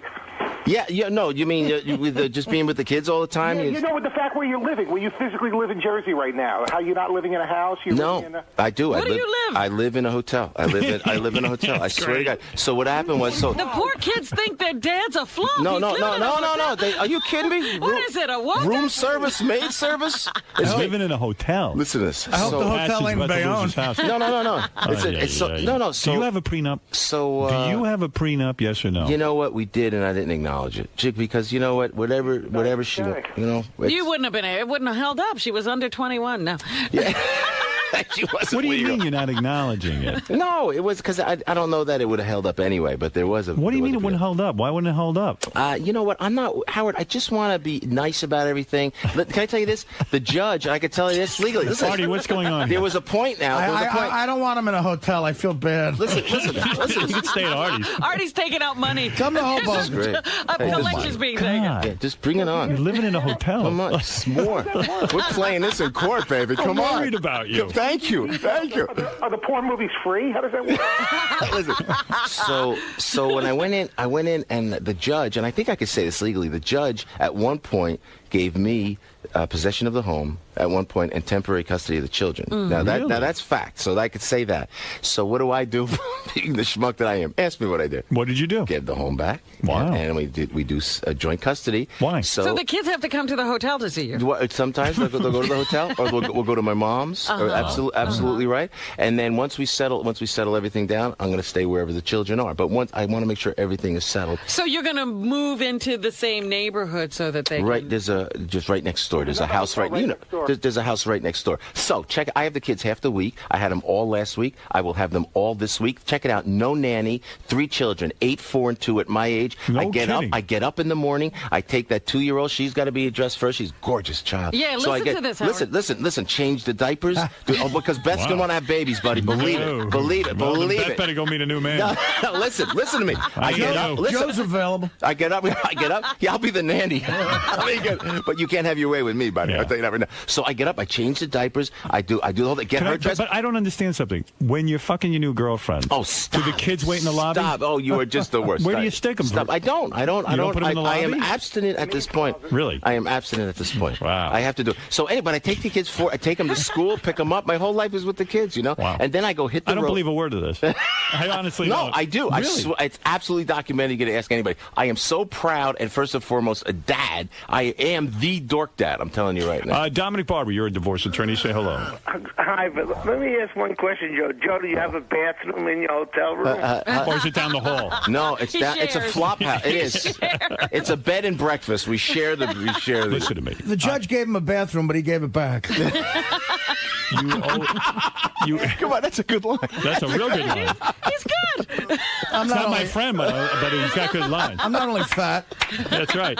He can do other things. Artie, Jersey Artie, baby. That's right, Listen brother. to me. Joe Piscopo, obviously, once this divorce You know what I think of, Howard? Yes. I think of the stories that because we were with you for that entire relationship. As a matter of fact, from day one. Howard was the one that said marry her. Right. Well, I don't remember that. Thank you. You're welcome. I do Beautiful girl. remember stories like Hey, with you know the what? Beautiful new girl, children. With the new girl, when you get on a plane and they serve you that hot fudge sundae in first class, do you just smell it the way you and Kimberly used to do? Oh, God. She's evil. Too nuts. What an evil bastard. But you know what? If they think, I got to tell you this. I got to tell you a story. Now listen, because you know what, Artie, Fred, if the shot is warranted, it's great. You know, it's so funny because this is so funny. So there was another girl, and we were just dating friends. You're gonna love this, Howard. And I think it's okay to talk about this. But and nothing happened. We were friends, business associates. Because a lot of the casino, I work by the grace of God. I'm always working. I'm always at the casinos. I'm always working. And when you're at the casinos, your bosses are women, and a lot of them are very attractive women who run entertainment there. You know, so I'm with the one chick. And she was very attractive, but nothing happened. So the other day, I swear to God, I get a call on my cell phone late at night, and it's the husband of one of these girls. It's the husband of one of these girls. He goes like this. He goes, Joe Piscopo. I get, yeah, so this is so. I said, whoa. Oh, Jesus, is everything okay? He goes, you could probably tell me better than I could, like that, you know? Yeah. So apparently going through some stuff I didn't know. So what happened was when I take these kids, and Howard, every word is true. I take the kids wherever I go. If I'm at a casino, I make sure the security's there. I get somebody with me. I'm with the kids 24 hours a day. So I asked this one particular girl, where could I get a nanny? Do you know anything about babysitters? So this guy says to me, I know you asked my wife about babysitters, and with your history, I didn't think that was appropriate. And it was such a great shot. And it wasn't a shot. He was like serious. I just said, you know what? If it was inappropriate, I apologize. So the new chick is what, 31, you said? Yeah. Is she 31? Yeah, 31. Tell the truth. Yeah, 31. Really? It's 31, 32. She might have just turned 32. Right. Like Okay. That. Like that, you know. What'd she do? Model? Nothing really. Really? Actually, you know. Hangs out. One of those. Do we go? Because I have this. My MO is high maintenance women that really don't have jobs. Right. Yeah.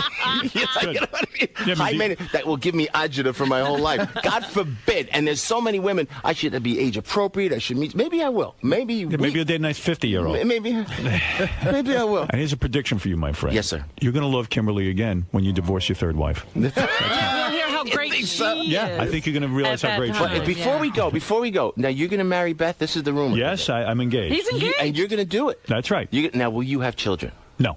No children. I don't want children. She's going to want children. Well, she says she doesn't. I'm believing her, and she said if I change, then we'll have to break up. Oh, so that's all in the prenup and everything else? We've decided. You can't put that in a prenup, but that's something we've decided. Well, that wasn't what you said. She said the other day. You know what? I have to tell you this before you go, too. It's great to see you. I love you. And you've always been there. Even though we bust chops on the air, you've always been there. So thanks for your friendship. You're welcome. Listen. Well, at least you recognize him as a friend. Thank you. Because I have a lot of guys, you're my bro, a lot of guys I know who I love don't reciprocate that way. And you're a good man. So thank you. But Joe, the other day... there are guys I know 7 years, they don't fucking think a thing of me. Yeah. They fucking hate They me. sit every day you see I him. guess I'm a big shit. 6.5. All right? Well, I know him 6.5 years. I don't know They him sit 7 there years. hating you every day. Some guys, who you think you're in the fucking trenches with you. I'm sitting here a little frazzled today, honestly. Have you ever in the trenches not been dragged to the nearest medic by me? Every day in here. I've saved your life countless times. I love this guy. I tell him it, and then he pisses on me. I go away for a couple of years. There's such dissension. What happened? You should be a cohesive, happy family. It's like you and Kimberly. Joe, Somewhere it went Me and wrong. Artie. Joe, since Howard's getting married, could you give him some information on the hotel? Okay, what's the address of that hotel? How does that work? Do you do a monthly thing? Or? Do you just give me a credit card? You're a resident. You know, also, I love it. I was born to be a hotel guy. I'm in 16th, Vegas, Atlantic City, and then the hotel close to the kids. And June 16th, Kids, clean your room. Hello, maid service. It's like, hey, we go, room service, Artie. Come on, it doesn't get better than that. No, I agree. You got it in your building in Hoboken. It's like living in a hotel where I live. Yeah, it is. That's a beautiful building. Sounds over like there. Joe's looking to move in. I'm going in He there, would like to baby. live You with kidding Artie me? now. I'll tell you. I would be honored to live there. And actually, I'm going to come by June 16th. My bookie's in Bayonne, so I'm going to come by. We're going to take a break. Joe, Wait a minute. The one thing that you said the other day that leads me to believe you're in a little trouble here is that Beth said, what, if I changed my mind, you would leave me? Don't you love me? she did say that. She did say that. And what was your answer? Yes. Yes, what? Yes, I have to Trust leave. me. I don't want Can kids. I make a prediction? And hopefully, when I come back, I don't want hopefully- children. I love Beth to death. No, but I don't want more children. But you will have more children. Trust me. I know. Like that mentalist that was at your New Year's Eve party. I'm telling you. You're I mental now. predict. Then I can't get married. Then I can't get married. No, I'm telling you. We'll stay engaged. But the kids are the best thing about it, man. You I could be with the have most kids. I know. I But got 3 of them. I Wonderful. told I want a you, child Howard. at every exit. This is my goal. I want to be. I want to be the rest. Anthony Quinn of New Honestly, Jersey. I need a. You know what? I'm 53 fucking years old. I know. I'm I'm right with ashamed. you, buddy. I'm. You know. You're older than me, aren't you? Yeah, but only by. Don't say you're right with He me. I'm had right a with you. I'm 2-year-old right with you. when he was there. Yeah, you had a 2-year-old when you were where I am. Yeah, that's right. I don't have the energy. You see me? Yeah, but I'm worn out. No, but I don't have the energy anymore. Howard, I'm telling you. You mark my words, Robin. Artie's the mark last it down. child he can raise. 8-letter word for And you, he's my been friend. neglecting me. Man's greatest friend, abortion. Oh no, That's no, What are you talking no. about? No way. How could you No. do that to your seed? No, never. Oh, my seed doesn't have any business. No. I'm telling you. Italians, we can't And you know have an what? abortion. When you see those kids, and that's why I'll always be grateful to the mother of my children, Joey's mom, and to Kimberly for blessing me with these kids. Howard, have more I children. love It's the greatest children. thing in the world. I know. It's- All right, you can have my children. I'll give you Beth's phone number. All right, listen, Joe Piscopo, you're a decent man. Thanks, I love Howard. Great to see you, my friend. I love you. Don't call me friend, because Artie says, no, That's I don't a have dirty any word. friends. Oh, man. I always thought we were friends, but what do I know? No, listen, Whatever, my you friend. listed who your friends are. JoePiscopo.com. See Joe July at resorts in Las Vegas. And, of course, for all Joe Piscopo information, JoePiscopo.com. We'll be back right after this. It's therapy. You called it, Joe. You know, did I tell you? But it's therapy. I always feel refreshed after I do Howard. I always feel like I've cleansed myself. kind of like a colonic, actually. Hey, Joe. Am I in trouble? You just cost yourself $1 million, pal. Good job, Joe. Thank you. Thank you. Yes, I am. That was really great. Thank you so much. He was cringing during that interview. Did I go? You were great, though. The mother, the children, great. Everything's wonderful, right? You know what? It is what it is. It's great. But the counselor, I could see you back here ready. He was dive in there. He was cringing at some of those. No, you were great. No, it was great. So that was a thorough ball busting in there. Yeah, I mean, it was great. And really, I like. You know what I like personally is when the people from the outside they'll call in trying to like placate Howard, and Howard's sticking up for me on the air. You know. Hey, who's that divorce attorney that was calling in? Yeah, it was like Dominic Barber. Well, it's Howard. It's Howard. Oh, really? You got that real good, Joe. Oh man, that was good. That was fun. You could really take from it though that you guys go a long way back and that you're still friends after all these years. Did it feel you felt that vibe? You know what? It's great, especially at my age, man. It's like when you meet, and I feel that's why I like Jersey. I stay in Jersey. When you look at somebody, and then you know that person for so many years, and you know everything about that person. It's like with Howard, man. I know him from day one, and think about all that I went through. I mean, and he could bust my chops, and it's like hanging out with the guys, you know. Right? That when I could look at Howard and I could know all that we went through, you know, the television shows. He was there from day one, you know, through this would last 25 years of my life. So it's like seeing an old friend. He's a great guy. He's a great guy, and I don't know that he wants people to know that. You know, he likes to always do the edge and stuff like that. So it was fun. Thank you for stopping by. It was definitely a good time. Anytime.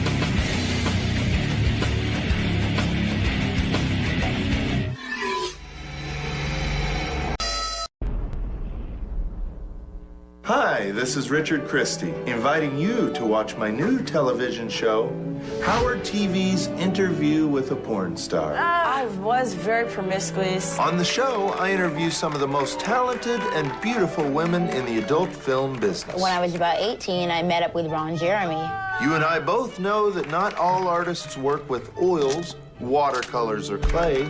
No, sometimes they work with vibrators, dildos, or rubber fists. Did you write all that yourself? Howard TV's Interview with a Porn Star. New episodes premiere every week, only on Howard TV On Demand. Turns me on knowing that I'm turning on other people. Weird for you? No. There was a lot of... Oh, shit. Went down. No, went down. You want to freshen up? I'll take a break. Oh, yes. Went down. When is the last time you spoke with him, Robin? When was the last time I spoke with him? The other day. Oh. Oh, really? Yeah. Oh, okay. So it's not going to be that weird. It's not going to be weird at all. When's the last time? said he's got to stop returning to this show and just start doing the show again. Every time he comes here, it's a return. Right. He's got to start doing the show. When is the last time you saw him? A couple of months ago. All right. If it's weird for you, just wink at me twice and I'll throw him the fuck out of here. Oh, it's already weird. No, that's a twitch. Tell him to go home. Robin just became Mel Tillis. You know what we ought to do? Let's put a poster of that 25-year-old behind you. Why don't you stop? Yeah, I bought one. Why don't you I took a picture of that guy and blew it up. You should have given that to me. That would be some Class A ball breaking. Yeah. Well, he claims he's had sex since you. Okay. But does that hurt, or you're over him? No. You don't care? I want him to go live his life. You do? Yes. Have you lived your life? I'm living my life. So you've gone on, too, in terms of your sexual life. We're not discussing particulars, but I have gone on. Can you put 3 fingers up your ass? I don't think so. Well, George can. George loves it. I've been much too forthcoming, haven't I? No, George, you're wonderful. Oh, no. I'm taking my cue from you. No. You're one of the guys, honest. George. You're in a committed relationship. George, you're a man. You're allowed to do that. I am married. You should be able to freely discuss anything. This is the Howard Stern Show. All right, you don't have to take a cue from me. Robin, you go freshen up. I'm going to go take a break. I'm just going to go say hi to Jim. No, I want you to don't say hi. No, I do want to say hi. I want you to see each other for the first time on the air. Well, that may be your desire, but it's not going to happen. Unless you bring him in right now. You better not break then. The whole thing is just so funny because I told Jim, I said, listen, we're going to take a break. I'm going to shut the door. because I just don't, I want you to see Robin on the air.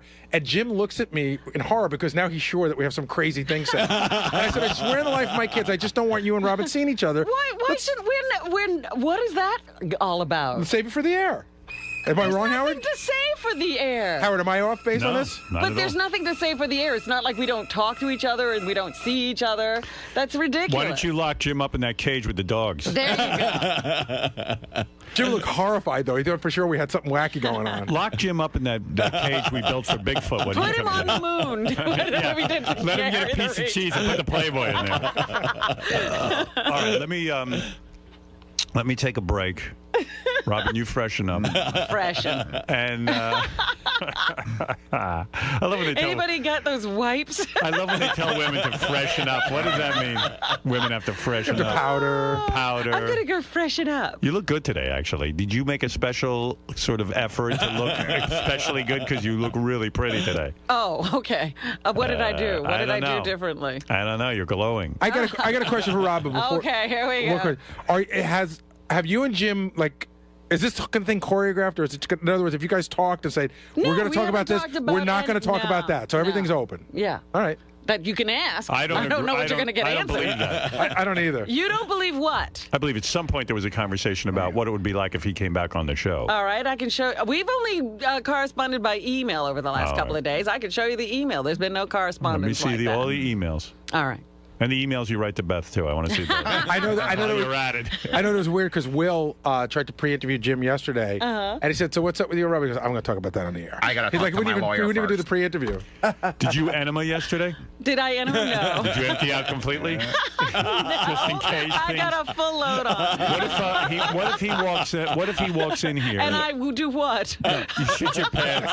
Now, what if he walks in here and suddenly he looks at you and you look at him, and now all of a sudden he has feelings again, like what happened on The Bachelor? I hope Fred has the appropriate music. No, like what happened on The Bachelor. The guy had a change of mind, right, and then wanted back his old girlfriend. What if he wants you back? Will you consider it? What? Will you consider going back with him if he wants you? No. Are your doors still open? My door is closed. Your door is shut. Tight. Did you deadbolt it? Yeah, would it be possible for him? You have to have a special security key. Could he jimmy the lock? I'll use the fire escape. You got in through the fire escape? I got in through the fire escape. Yeah, is there a back door, Robin, that he can crawl through? I think that I put alarms on all the windows and doors. All right, so it's really over. This is not going to be different. It's not like Artie and Dana's saga where suddenly he's introduced. Oh, my God, I hope not. Right. Well, Robin didn't enema, so we know she's full of shit. I'm Jim Florentine. I'm down here today because I have a new CD out, Terrorizing Telemarketers Volume 5, and a TV show, VH1 Classic. It's called That Metal Show, and it premieres Saturday, March 7th, 11 p.m. And they might ask me other questions. I'm not sure. Like what? You know, they might ask what happened to my neck, how come I'm wearing a gay turtleneck, and do I still live in Jersey? I think that's all I'll ask. Oh, there's nothing, no other questions? I don't think so. I mean, do you know something that I don't know? I don't know. It's kind of funny that you're standing next to that picture. Oh, they'll ask me pictures. They'll ask me pictures of Artie, I'm sure. That person over there? Oh, is that why that's why you positioned me here, you fuck? No. Yeah, okay, yeah, that's what you said. Stand next to Artie. I'm like, okay, fine. And then you go, and then when the camera's on, oh, look who you're next to. It's a good picture. Do you think they're going to bring this up at all? Now that you brought it up, they might. I won't say anything to them. All right, well, thanks. Because I'm sure you have a big say in Howard's going to say in there. Oh, yeah, of course. If you do, just go in there and say, look, he wants to just talk about his TV show. Okay, yeah, nothing better. Yeah, so let's see what kind of pull you have. Because then when the interview's over, I'm going to say, look, they talked about it for 30 seconds, the TV show. So obviously you have no pull here. Yeah, I have no pull whatsoever. All right, so now I'm fucked. So let me go prepare, because they're going to ask questions about Robin. All right, man, good luck. Thanks. Jim Florentine came by to promote his brand new album, Terrorizing Telemarketers, Volume 5. He's got one of the funniest calls I've ever heard on here. I could see why you fell in love with him. I could see why Robin fell in love with you. That telemarketing one. Hi there. Jimmy, that, hey now, that Terrorizing Telemarketing new album you put out? The one where the guy's on the telephone pole and he's interrupting? Yeah. That's it. I can see why Robin dug you. With that kind of... What's the matter with you? You all right? Yeah, why? You nervous? Of course I'm nervous. Being around Robin? Yeah, well, yeah, to be here, What's that yeah. big Band-Aid under your chin? I was snowboarding, and I messed up my neck. I cut up and stuff, and then I peeled the scab off too soon. It's infected, so I got to wear a Band-Aid for a couple weeks. Robin, good you broke up with him. Yeah. What's up, Jim? What's going on, Art? It's good to see you. Well, been a while. How are you, George? Is it true Nice to Robin meet you. hit you, punched you in the throat out in the green room? And that's why you... I disregarded one of our emails.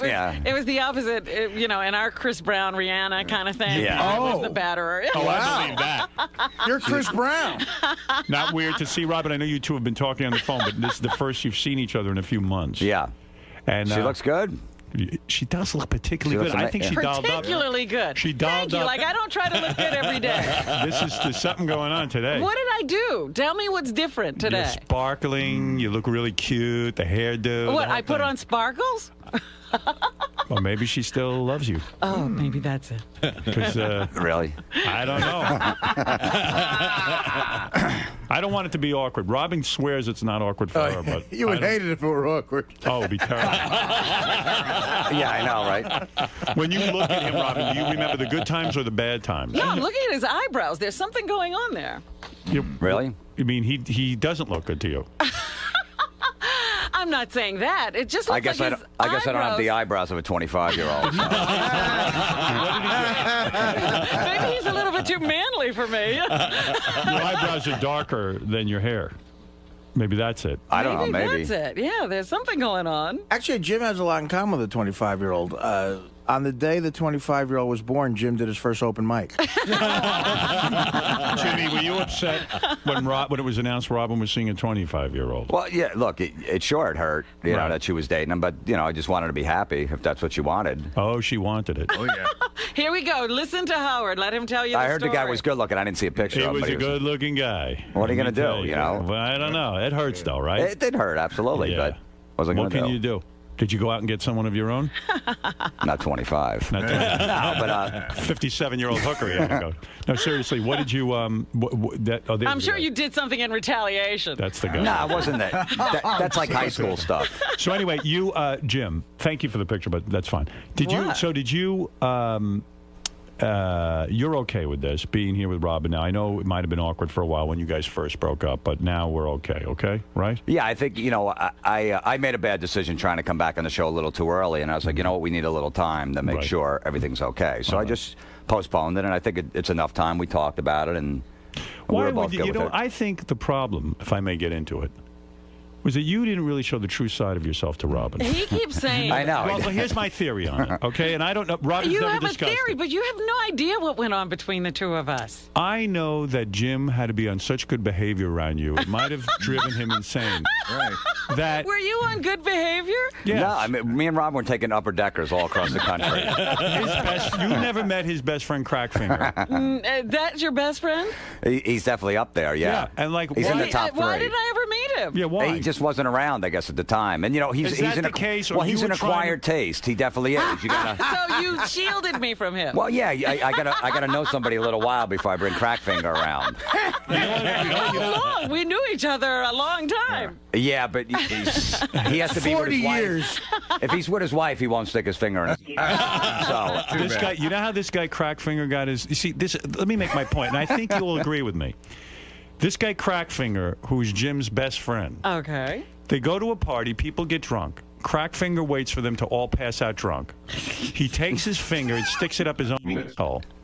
He takes his dirty finger and smears it on their teeth and their gums while they're passed out. well, under the nose first, like a smelling salt. Right. And then if they don't respond, then he rubs it in their gums. Yeah, you don't want to get caught in their mouth with And my point, Robin, your crack hand. and maybe you will buy into this, all jokes aside, if you can't meet Crackfinger, for whatever's in his head, that you somehow can't handle Crackfinger, then how can you be the girl for him? Because he feels so much pressure to please Well, you. you're probably right. Right? I mean, he should You're have probably right. He should have brought Crackfinger around.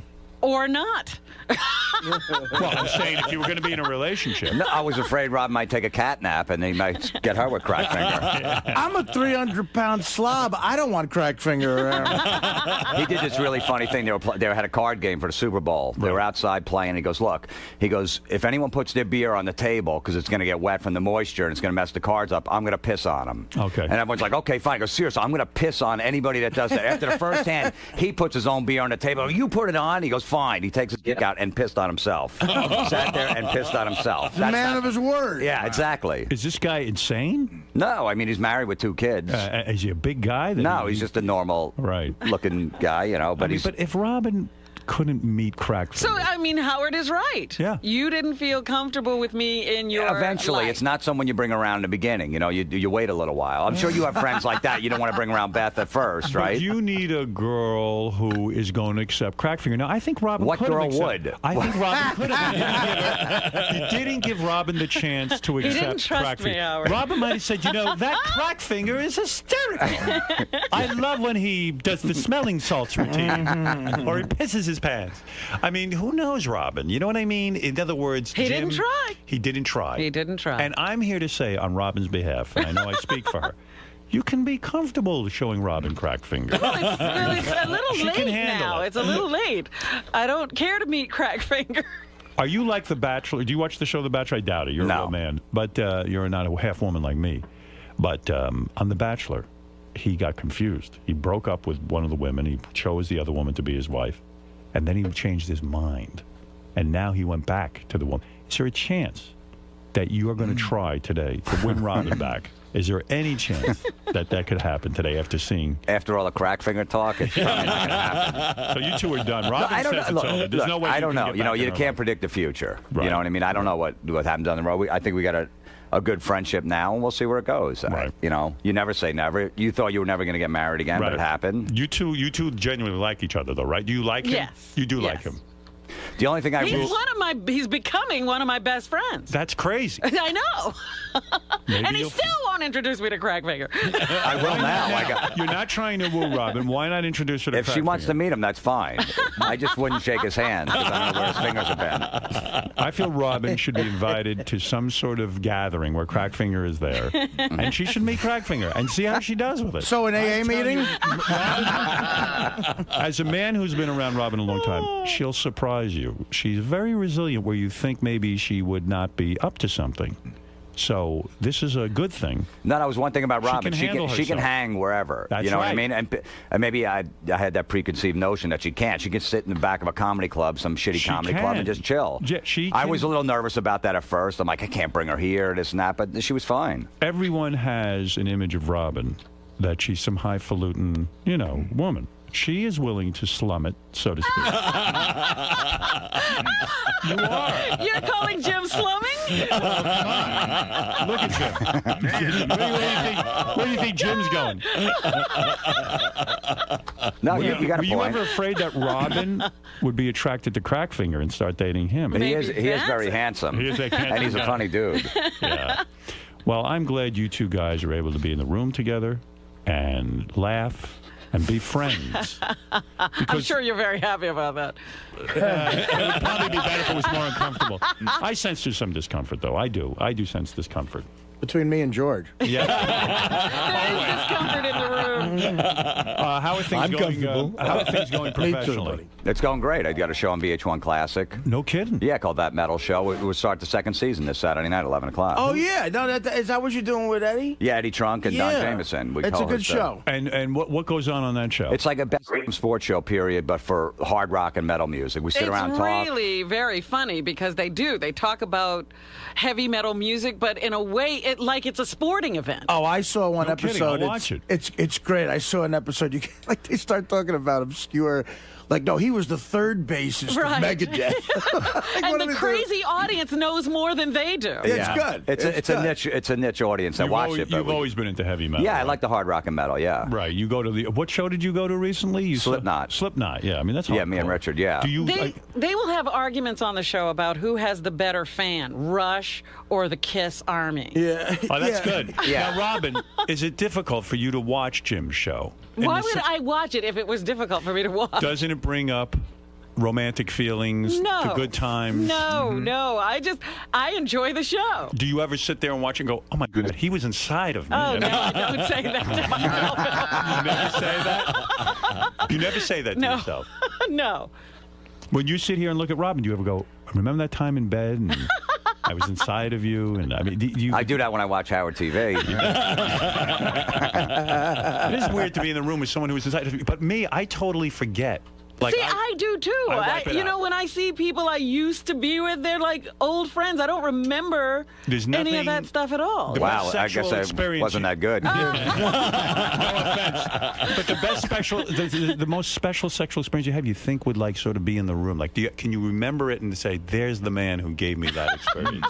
You can't do that. There's the man that shit on me. Well, now that you are trying to put it in my head, I won't go there. Right. It's always weird, you know, but you two are very adult. I like that you We work weren't through it. always. It was a little tough. Yeah, that's good. That's healthy. You see, I never do that kind of stuff. Like Robin could get angry and you can get angry and then you talk about it and you work things through. I don't do that. Well, actually, I get angry and Jim talks things through. You don't give up on her? No, I don't. angry, I mean, you yeah, avoid her? there was a point where I was gonna. I just said, "Look, I'm sorry, and I guess we're not gonna be friends." And yeah, it was at one point it was bad. You like to be friends with the people. Yeah, I'd like to. You know, you have a relationship with somebody. I just don't like to cut them off and never see him again. I feel you're a very sensitive guy. I do feel he's a sensitive guy. He is. He does care about people. Got a big heart. I care about Artie a lot, man. Are you worried about Artie? Yeah, absolutely. Jim is a good Always. friend to me. He always has been. What do you mean? Why don't you take his calls? What? Is that right, Robin? I don't take anybody's calls. Artie doesn't take Jim's No, calls? it's I'm too expensive for him as an opener. You know what I mean? When you start moving up, it's like. All right. Well, first of all, I thought we were working together a couple weeks ago, and then you were on the road or something. No, I know. I'm going to do some shows with him. Yeah. No, but I am there. Absolutely. Look, you know, you don't want to, you know. Well, and he's headlining himself, too, all over the place, so. Who has the bigger fans? Who has the better fans? Kiss Army or Rush? I would say probably Rush. I disagree. I was never a huge Kiss fan. I never really got it. I never got it. I never got I didn't Kiss. either. Me neither. I like the stuff, but I never got it. I consider that more theatrical kind of stuff. But the Kiss Army, unless I'm wrong, they seem to have made Gene Simmons the richest man in America. They seem to buy what he puts out. Crap, yeah. They seem to follow Kiss around, and they really are, ecstatic over them.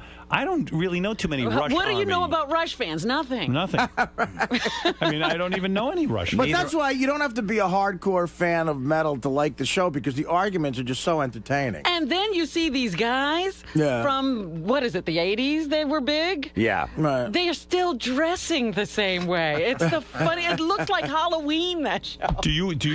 So why do you think Rush has the better fans? I never got the Kiss thing, so that's why I said Rush. Oh, I see. But to me, either crowd doesn't get any chicks at their shows. Right. But how do you evaluate the better fan? I do it by the fact that they support Kiss, and no matter they put out a casket and people buy it. Well, also Rush, hasn't been played on the radio. They put out an album every year, and they sell out like 2-3 nights at the Garden all the time. I see. And you're like, they're still around, but they got hardcore fans too. They got Geddy Lee. I mean, they don't just sell all that shit either. What is your fascination with Oz from Stryper? What is that all about? Do you ever? No, I like that band Stryper. Richard likes them too. Yeah. Do you ever discuss that with Robin, or do you leave her out of that? And we never got to that. That's my point with you and Robin. What? You Look, never we brought went to her into shows. your We world. went to Van Halen. We saw Stone Temple Pilots. Was she fun when you brought Absolutely. her? Then what the hell's She the was problem? drinking beers. I like you two together. You know what I mean? What's the problem? Why are you two not together? You love the shows. You can take Robin anywhere. She's got the big cans. She's up for it sexually. Here we go. I know she's good in bed. I just know it. I don't even doubt it. Really, you All think right, so? she doesn't like to blow you, but she'll definitely put out. No, you've admitted that. She doesn't like to Whatever blow. you say. She'll do Whatever it you for you say. begrudgingly. She told me that. Okay. You did? You're right. You're absolutely right. Okay. Didn't you agree? I didn't see her make a face before. Like she was going to do the dishes. I feel like you two are perfect for each other. I don't know. It's upsetting to me. I really thought this was it, Robin.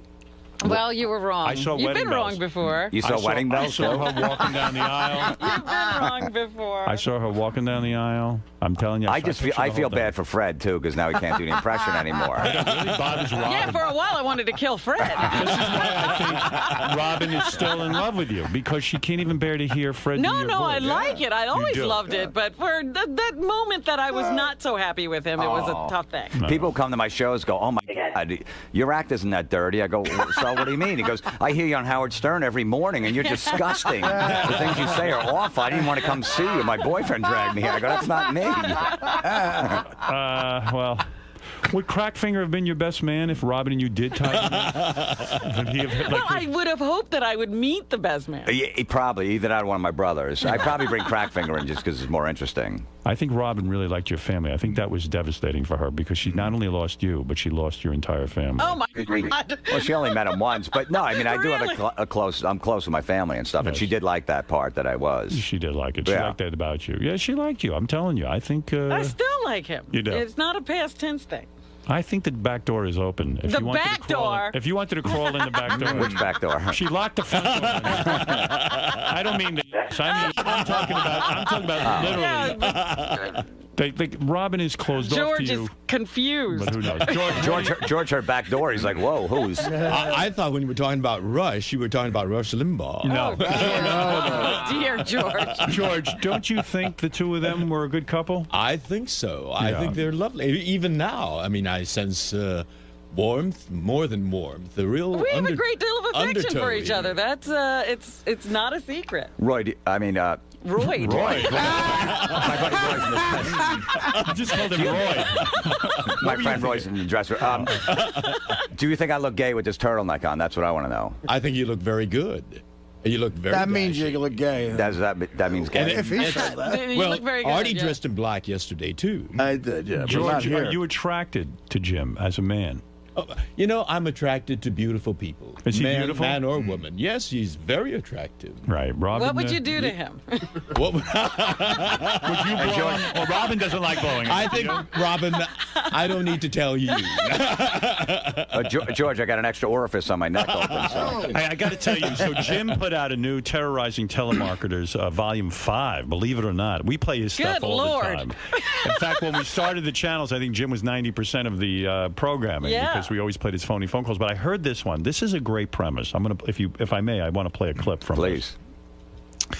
So the premise of the telemarketing series with Jim Florentine is that whenever these telemarketers call his house, he fucks with them. Yes. He goes out of his way to get them to call. So this I thought was rather brilliant. Jim's I feel a part of this because he was working on this while we were together. Oh, you were.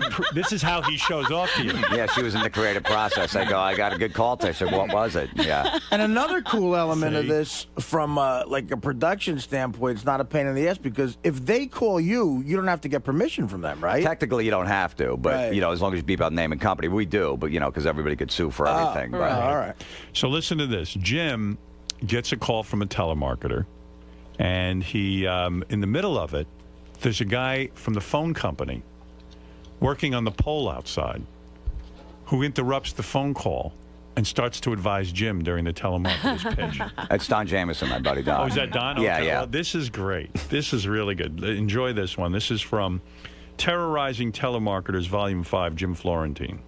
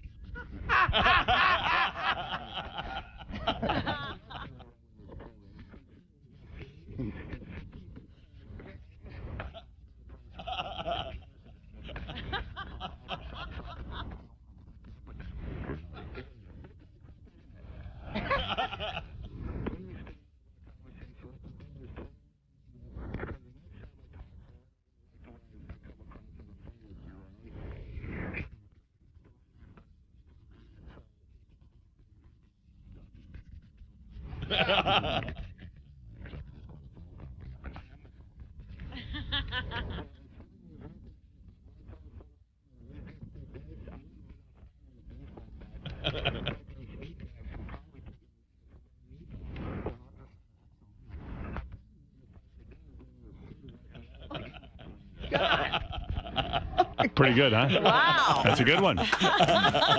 So clearly, during your time with Robin, you became your most creative. This is your masterpiece. This is your Leonardo da Vinci That was my moment. Sergeant Pepper. Right. Yeah, when you're with somebody, you're married or whatever, that's when you're most creative. You Right. got that side of your life. Did you thank Robin on the new CD? Did you say my inspiration, Robin? Is there any mention of Robin on the new CD? There was no thanks to nobody on the CD. Nobody. But she knows. Right. Well, Robin, I feel you were his Yoko during this. She almost phase. broke up me and Don Jamieson, my partner. Well, congratulations on the new TV show on That Metal Show, premiering this Saturday night at 10 o'clock on VH1 Classic. 11. Oh, it says Saturday night at 11 on VH1. Didn't I say that? You said 10. I did? Gee, why the hell would Are I you say getting like dyslexic over that? there? I think something's wrong with me today. Yeah, we got Black Sabbath, we got Metallica this season, Queensryche. You mean they're coming on Anthrax, there? yeah, all those guys, yeah. Metallica's coming well, on your Lars, show? we did an interview with Lars, yeah. Right. We have Black Sabbath coming in today. We're taping our last shows today. Wonderful. Well, let me tell you something. You are at your most creative, and I think it had something to do with Robin's influence, but I can't prove it, and not that she's looking for anything, but I want to say that myself. So you're saying if I do a Telemarketers Volume 6, I should get back with her? Yes. Yeah, I do. I think this is your best work yet. I mean, there's a trillion funny phone calls on this thing, and you can get that at jimflorentine.com. Did you and Robin ever develop pet names for each other? I never heard you referred to as Honey or any pet name. Did you? Was she always Robin and you were always Jim? Yeah. Pretty Is much. that right? Sometimes she would slip and call me Howard. Yeah. What a shame. Yeah, a couple times in the bedroom. You know what? But that's a sweet nothing. Yeah. She'll never get over me.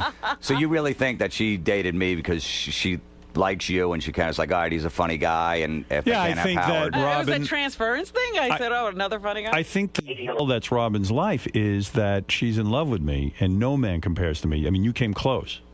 But right, she thought, all right, he's close enough. He's a funny guy. Right, but unfortunately, she will never have the true love of her life, Howard. I have you every day. I don't need you. See, if you were willing to change your name to Howard and pretend to be me and put on a big wig, you could have. I'd ignore you the way I ignore him. Right. You don't think Robin could get into your lifestyle, going to bed at 8 o'clock every night? Oh, she'd love it. Not traveling. She goes to bed late and travels. That's not my. She scene. does. I know. I mean, we'd stay up till about like 10:30, 11 o'clock. Wow. Before she had to go to work. Wow, that's unbelievable. And then she gets up all fired up. Do you think it's from those coffee enemas that she's caffeinated heavily? Well, eating healthy and taking care of yourself definitely gives you the energy. Did you ever see her take an enema? You never saw that. I put one in. You Please. did. Now there's a revelation. Offered, I but told he her it was a never came coffee. through. Did he offer? I told her it was a coffee enema. It was something else.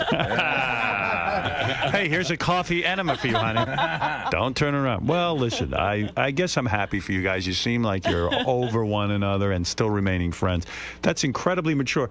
George, let that be a good lesson to everyone, that you can be friends with the person that you break up with. A lot of times people get very immature. And these two have proven Why did you address that to me? Well, because I don't What is he saying about you, George? Because I know you When don't you believe. and Brad break up? George has confided in me. He doesn't believe people can be friends after they break up. He thinks if Brad breaks up with him, it would never be the same. They would not be friends. It would not be the same, but I'm sure we could be friends. I know. I'm just kidding with you. And I can't imagine us breaking up. He could have addressed it to you or me, and he knows I'm empty inside. Well, Cuddle Muffin, I could adjust to a lot of things. Oh, well, thank you. Jesus Christ. I've adjusted to you. I know. Were you turned off to Jimmy's big balls, Robin? Oh, here we go. I never noticed his balls being particularly big. They're big. All right. You spent more time with him, obviously, than whip I out did. that sack.